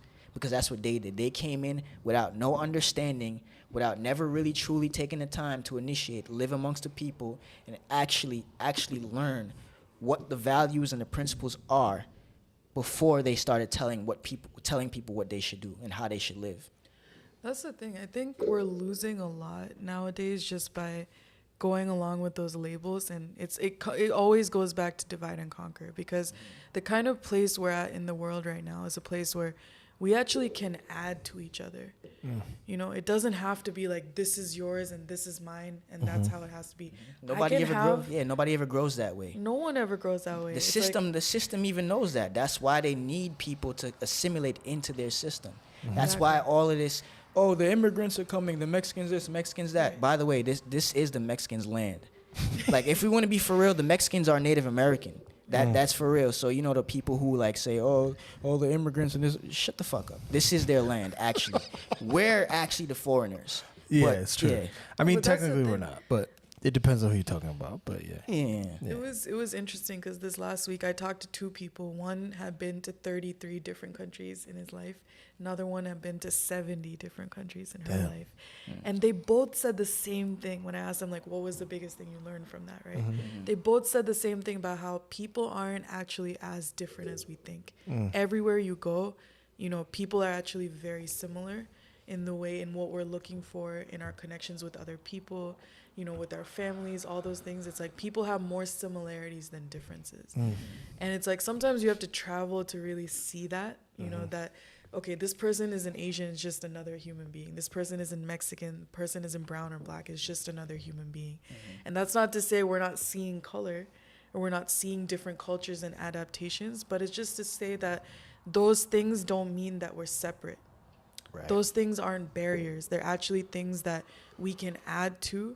And yeah, we have our own thing. And first, I think these conversations, or this kind of even like the common conversation around cultural appropriation can only happen when there's an immense amount of insecurity.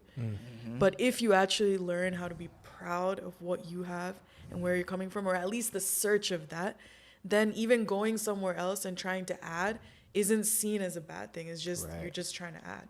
You're just trying to expand your boundaries. So I think there has to be that foundation into looking at what you are, and then seeing that actually there's a connection to what everyone else has. What are those connections? How do we actually all fit together? Rather than looking at how we're all different, how now we have to, like, you know, claim our piece and sit on it. It's mine. You can't have it. So hold on. So we have a few comments and questions in the chat, right?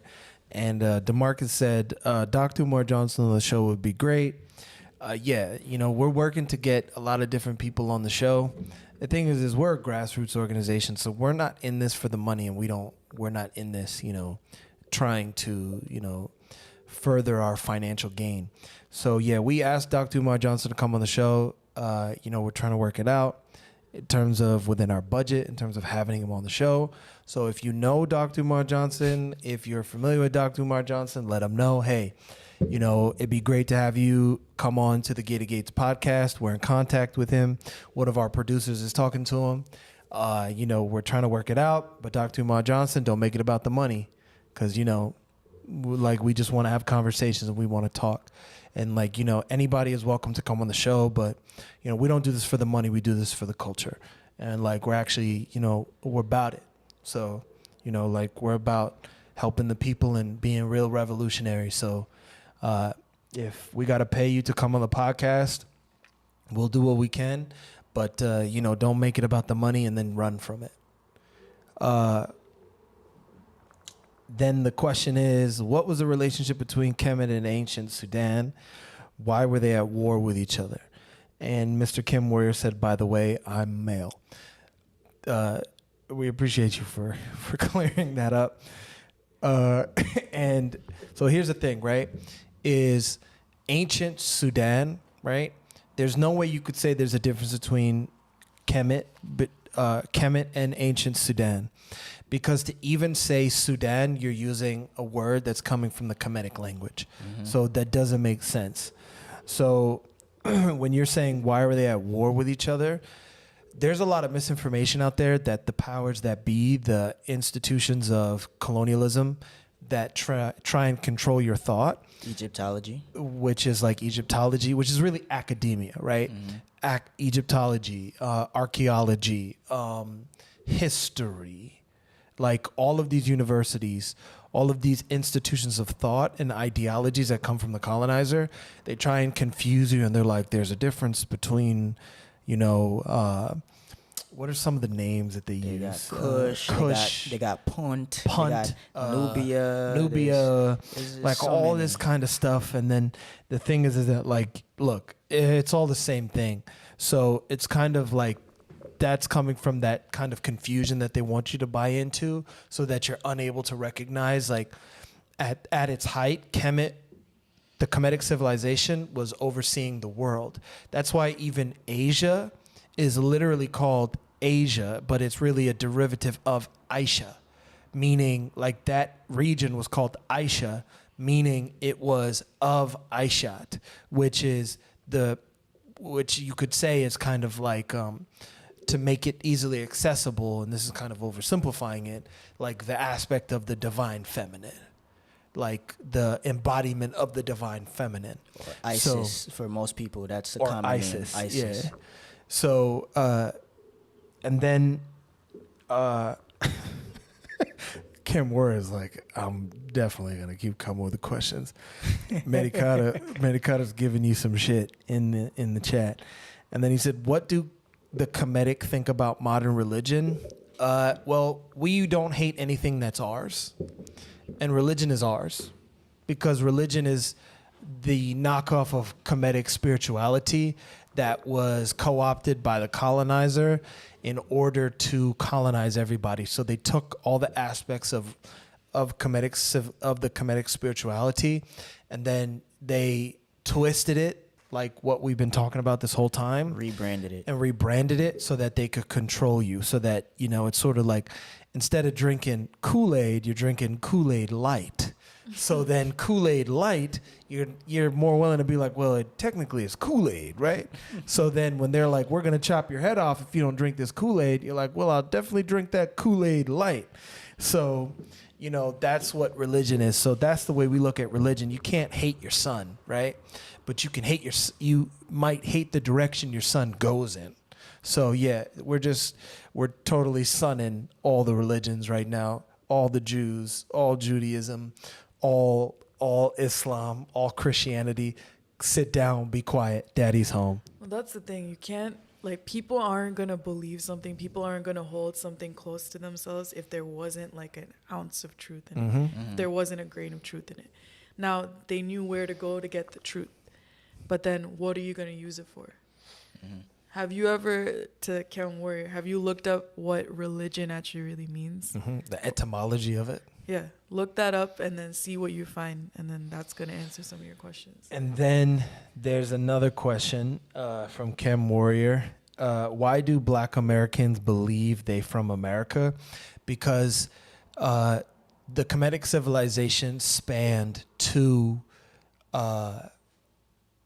what is known as America.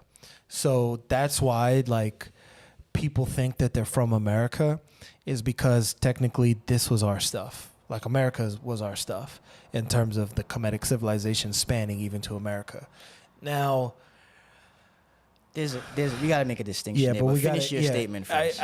You can finish it, because that's what I was about to go into. But I feel like I'm answering all the questions. So if you guys want to answer these questions, you can. So go. So, just to chime into what my brother is saying. So yes, the Kemetic civilization spanned the entire globe and it spanned the entire world. But as we were saying before, there's a brief or a distinction we have to make between people. That doesn't mean that we're different or we're separate. But as people moved across the world, they adapted to wherever they were. meaning different features, maybe different hair textures, sometimes different skin tones. But that doesn't mean that we're separate, we're different humans.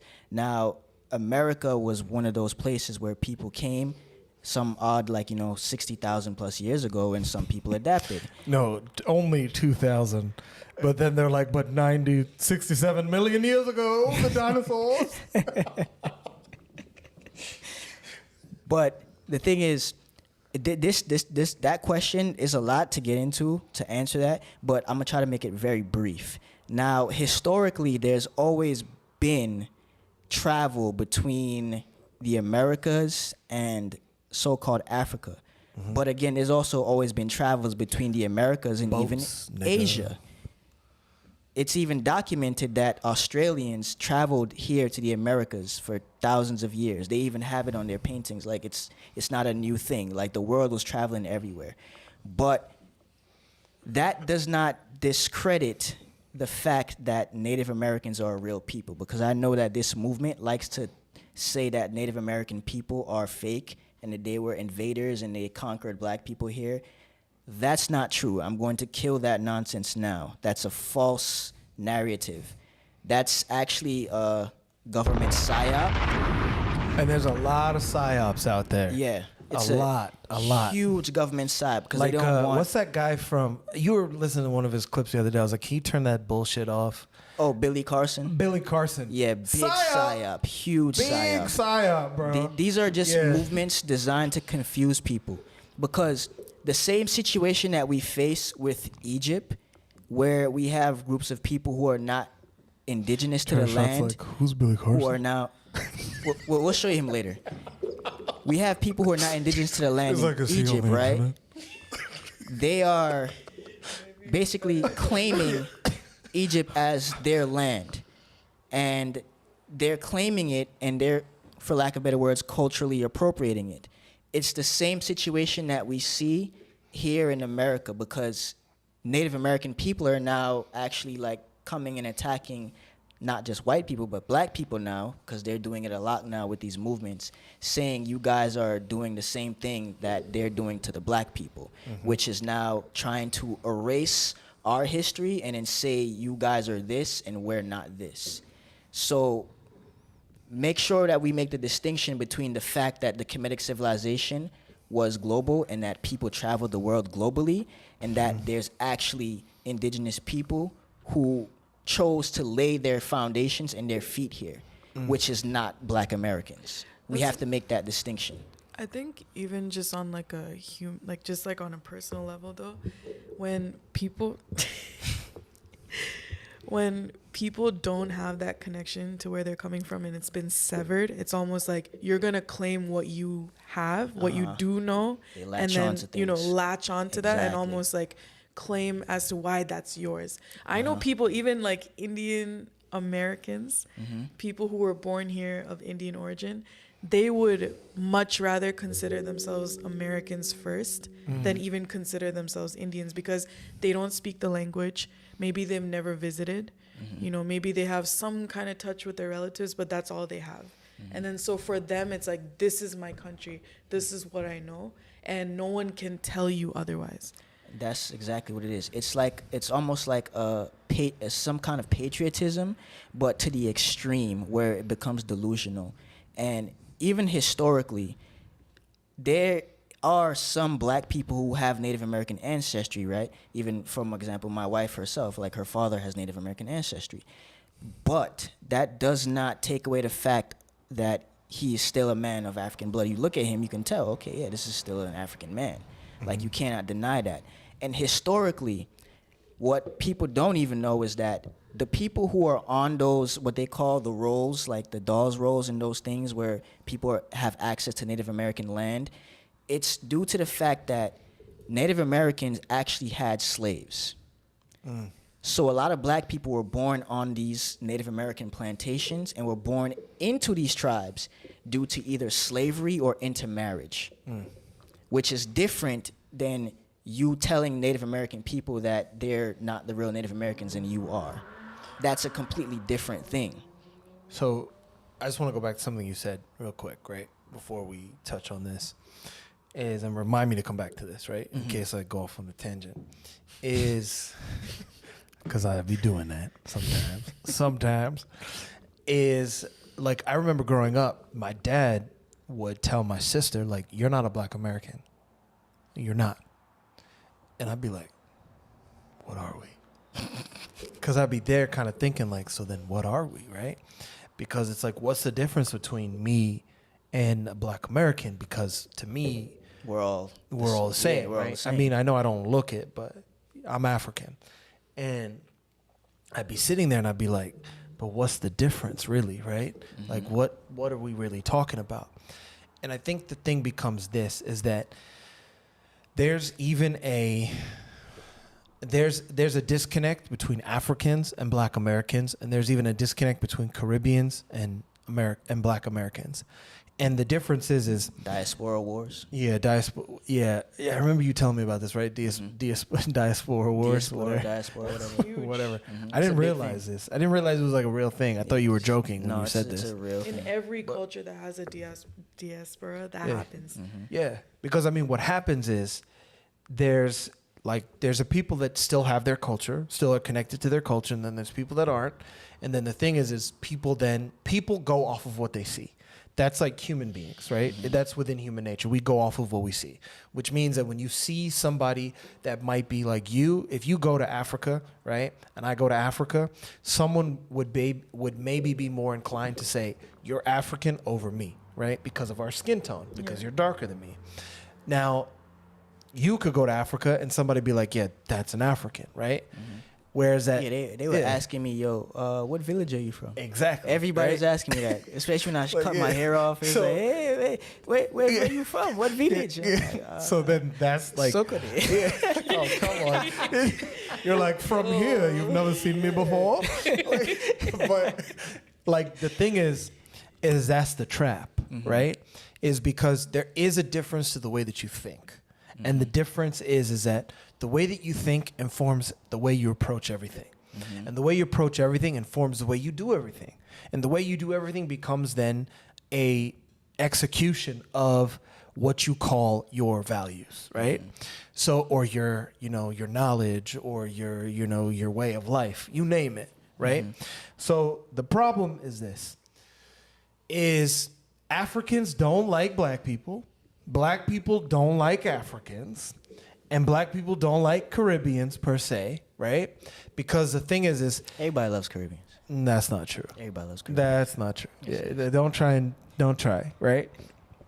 Is because people are like, well, why you got an attitude? But then they're looking at you and they're like, you got an attitude because you're looking down on me. So the place that Black Americans are coming from is like, you're looking down on me. And that's why you got an attitude, because you're arrogant, because you feel like you got something I don't have, right? That's where it's coming from. Like, we got to call a circle a circle. That's from their perspective. That's from their perspective. Again, I know, of course. From the Caribbean's perspective, they're looking down on us. You said from the Caribbean From a perspective. Caribbean Black Americans are perspective, looking down on us. It's Black Americans looking How down so? on everybody else. How so? Because again, it goes back to what we were talking about before. When we're in school, we're the ones getting called names like African booty scratcher, coconut. I'm laughing at what Medicata just said to the this. Cam Warrior. She said, Cam Warrior, maybe you need to be on the show. Because Cam Warrior is coming with good questions. I'm not taking nothing away from Cam Warrior. Just Cam Warrior, like, you are engaging, like, you should be on the show. I don't know where you are, but you can join the show if you want. Anybody is welcome to join the show, but for the record, by the way. Yeah, it's like a thing where they had this way where they would kind of make you feel bad for growing up in your country or growing up in a place that was so-called third world, or make you feel bad for eating certain things, or make you feel bad for dressing certain ways. It make you feel bad for talking certain ways. So it became a thing where it's like, okay, so I guess that's how they perceive me to be is just not normal here. So you, in a way, kind of build this low self-esteem about yourself, and now you intake that and you take it as, okay, they're looking down on me because of this, so that's why I have to change this about myself. But then at the same time, they're now thinking you're looking down on them because they actually, in a way, feel that you have something that they are lacking. So then it becomes this whole Back and dialogue forth, back yeah. and forth where nobody's actually taking the time to listen to each other and see that we have more in common than we do apart. And even that's coming from a desperation, because you would only function that way if you think you can't have that way back, that you can't actually get what the other person has.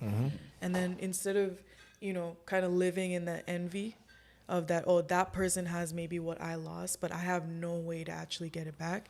But you do, though. That's the whole point. You do do. have a way to get it But back. sometimes they don't We want all it. do. That's It's the not thing. that they don't want it. I think that, like, one of the... Not all people. Some people Some literally people- don't want it. I mean, some people don't want it, and then some people don't want to, like, humble themselves to say, like, I don't have it. And then some Which people is want the it. Temple That's of Anu, Shrine of Ma'at, Infodishi, Baba Heru, the Nuwapians, all of you. You don't have it, and you don't want to admit you don't have it. But you ain't got it. But some people want it. But then when you realize how hard it is to get it, especially when you've been swimming It's and uncomfortable. bathing in something completely Yeah. different, now you get a little taste, and then it's uncomfortable. It challenges you, all of that. Now it just shows you how easy it is to flip on something that's actually yourself for something that you've now actually appropriated or co-opted. That's like the whole, like, again, the evil genius of this whole thing is that it's the part of you that's colonized that's going to react against your own culture. But that's the part of you that's even going to stop you from now claiming what's yours, even when there's a bridge back. Yeah. So, what were you saying that I said let's come back to? Oh, you mean with the Native American thing? Yeah. So, like, we got to be sure to bring. Oh, I'm saying it to their face this weekend the whole time. Mediocrity, you should be there if you can be there. I know you're on bed rest right now, but you know, we're gonna be out there. Come see us at the International African Arts Festival if you dare, because we want it and we want all the smoke. We're gonna be out there next to the fire with the blanket, stoking the smoke. So if you want it, you feel like you can handle it, come get it. Now, Before you start, I just want to say one thing. What it really is, though, what it boils down to, even with like those movements of, oh, indigenous to America, Nation of Islam, the Moors, all of these Christianity, all of these different things. What it really is just what I guess the system will call Stockholm syndrome. Really, it's like you've fallen in love with your oppressor and your colonizer. Right. And It you've is. fallen It in is love with their Stockholm syndrome, identity. like, they're because not you've that lost your bad. own. Yeah, that's all it really is. It really is kind of nice. I do like this cheeseburger. The devil, you know. Yeah.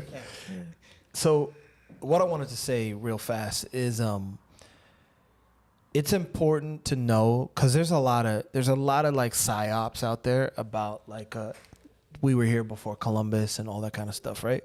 Which is not necessarily inaccurate. But the thing is that we weren't technically living here. Like, we would come here for things, right? So that means that you have to understand that, like, because if you say that we were living here, then it means that you can say that they came in and they overpowered us and they took over us. And that's not the way it went down. Is we left, we took it, and we hid it because we were like, you're not ready. Like, if you're like a high value man or a high value woman and you come across a bum, like a bum woman or a bum man, like, you're not gonna be like, you know, let me give them some time. You're just gonna be like, you ain't ready, and you're gonna go away. You're gonna hide it until you meet if you're a high value man or a high value woman, because there's only two genders, shots fired. Then what you're gonna do is you're going to then open it up when you come across a opposite sex that you consider a high value man or high value woman. And that's what it is that we took it and we hid it because we were like, you guys are imbeciles, because you guys don't understand any of the spiritual implications. You guys don't understand any of the non-material realities. You guys don't understand the origins of humanity. You guys don't understand anything that's at the basis of our culture. And all you want to do is you want to chop heads off. You want to do this. You want to do that. So they hid it. They're like, nah, we're good. Like, we're not going to mess with you. So they took it. They hid it. So the thing is this, is that everybody has to understand that this notion of like that we like this was technically our land and that the conquistadors and all these people showed up and they took it from us. Bullshit. No, they didn't. We were like, hey, you can have it. Because when you actually got it, you're not willing to lose it by arguing with an idiot, arguing with a fool, or arguing with somebody that doesn't know. You're just like, nah, you're good, you got it, and you go somewhere else and you go do it. And that's what we're dealing with. So don't be mistaken with what we're talking about in terms of the Kemetic civilization even being on the continent of America into thinking that it is what fits into the narrative, because then it gives the colonizer more power or more clout than they actually have, because they have actually no real clout, but they're phenomenal at marketing themselves as having clout.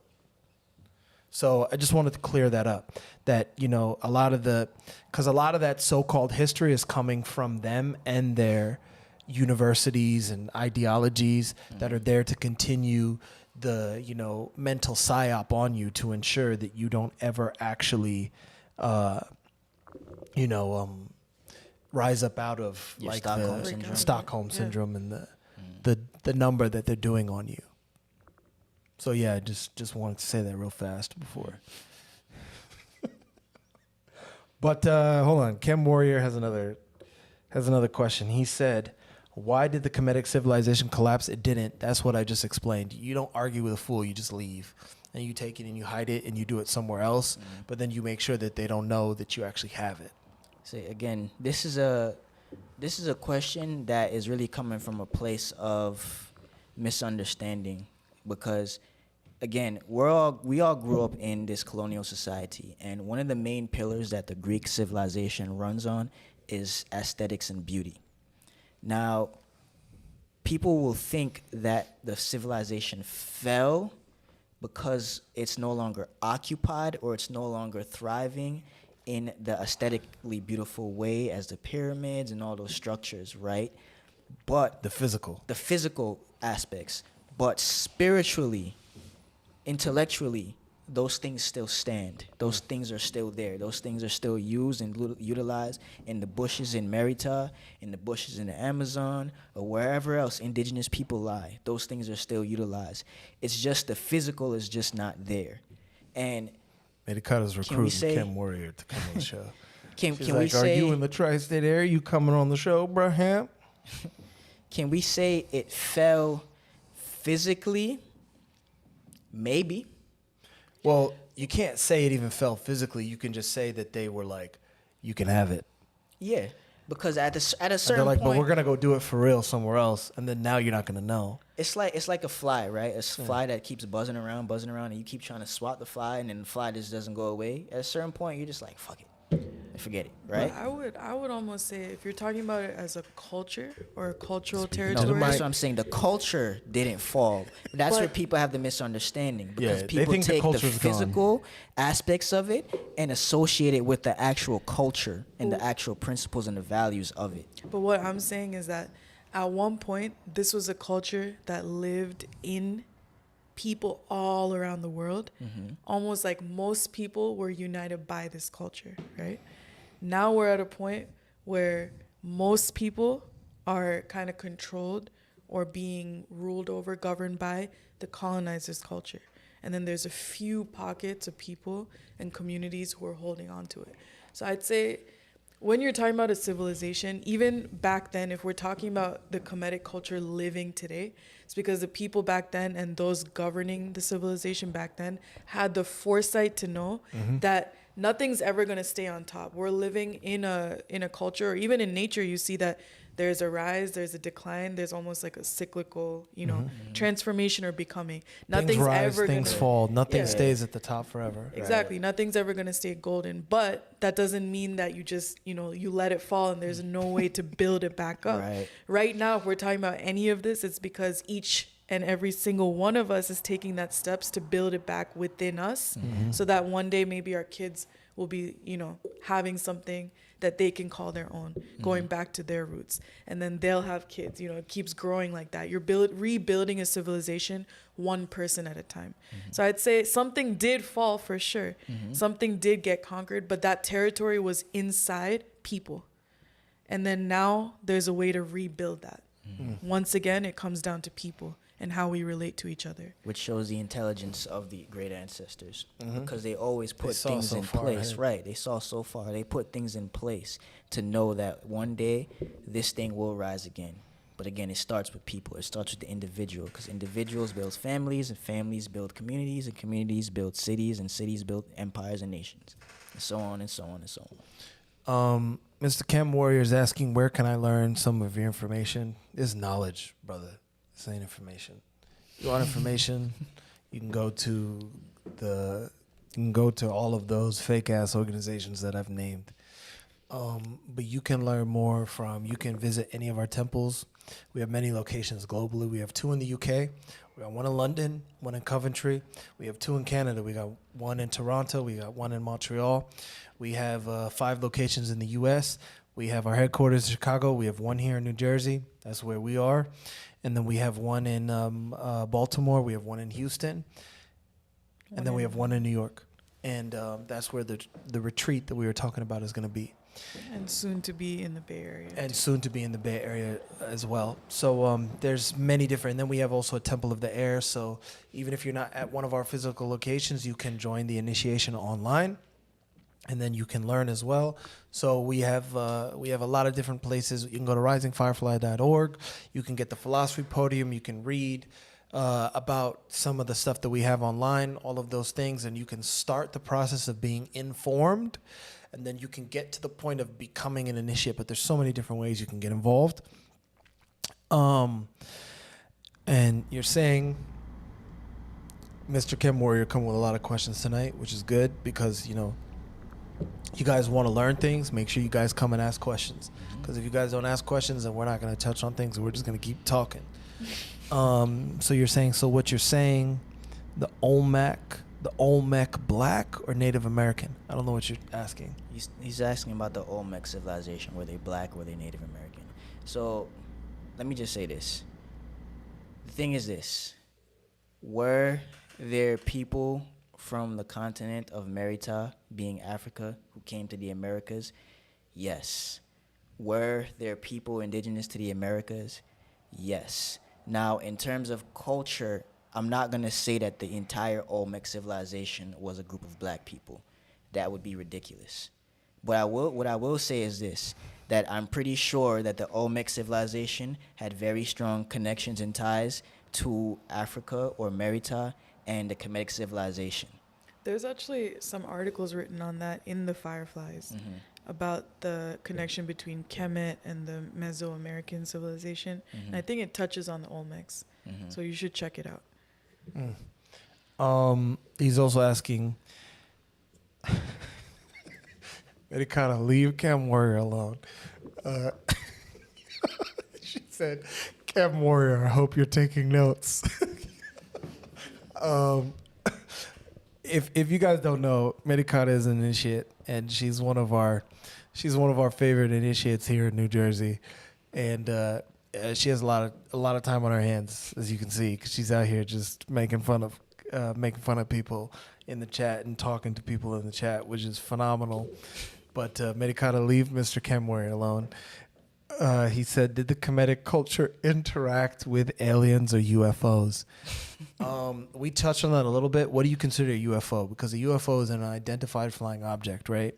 There could be so many different things that are considered UFOs. And an alien is something that's just not human? Is that like what they boil down to in terms of what an alien is? Yeah, we interacted with a lot of non-human entities.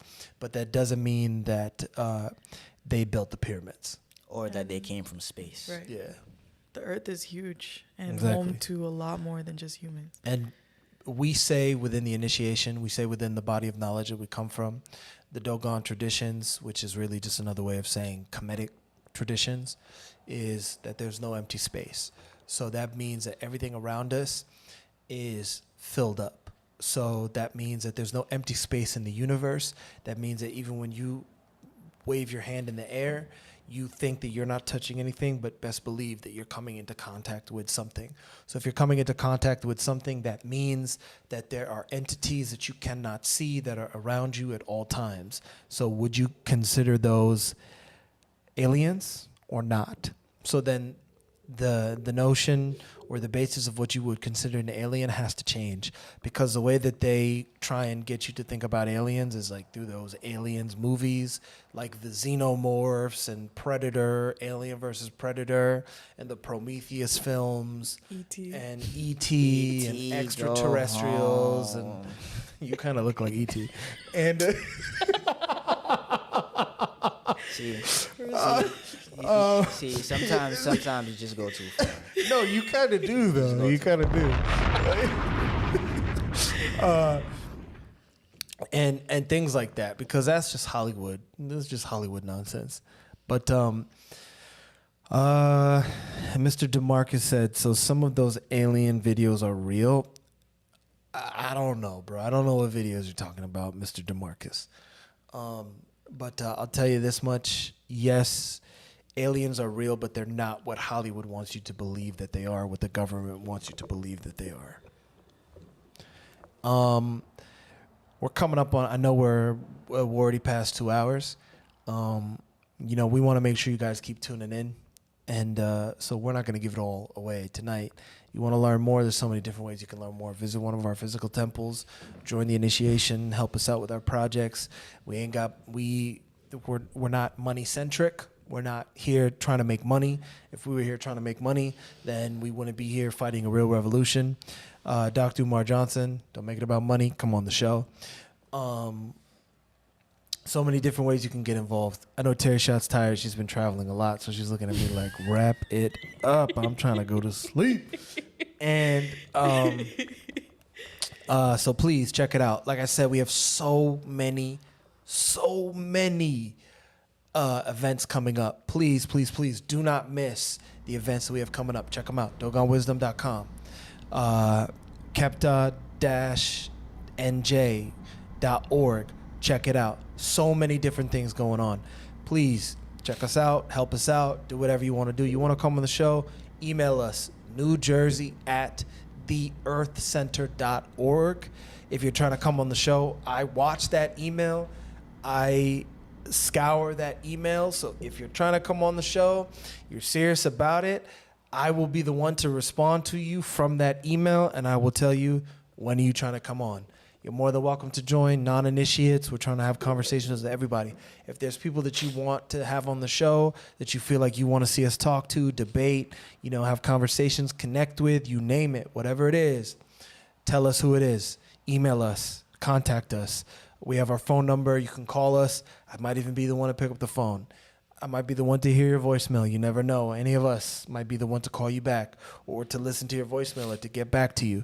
So interact with us if you really want to learn more. You really want to, learn more and know more about what we do and what we are and who we are. All of those things, because the only way that we're going to be able to, bridge the gaps that colonization has been building is by connecting and interacting and talking with one another. So I'd like to invite all of my Temple of Anu brothers and sisters, Shrine of Ma'at, Infodishi, all of you fake Kemetic organization people to come on the show and to talk to us and to interact with us, because, we got to make sure that the people know out there that you guys are all fake organizations so that people are able to actually find the real ones like us. It's been another episode of Gated Gates Podcast. Come check us out. Come interact with us. So many different things we can do.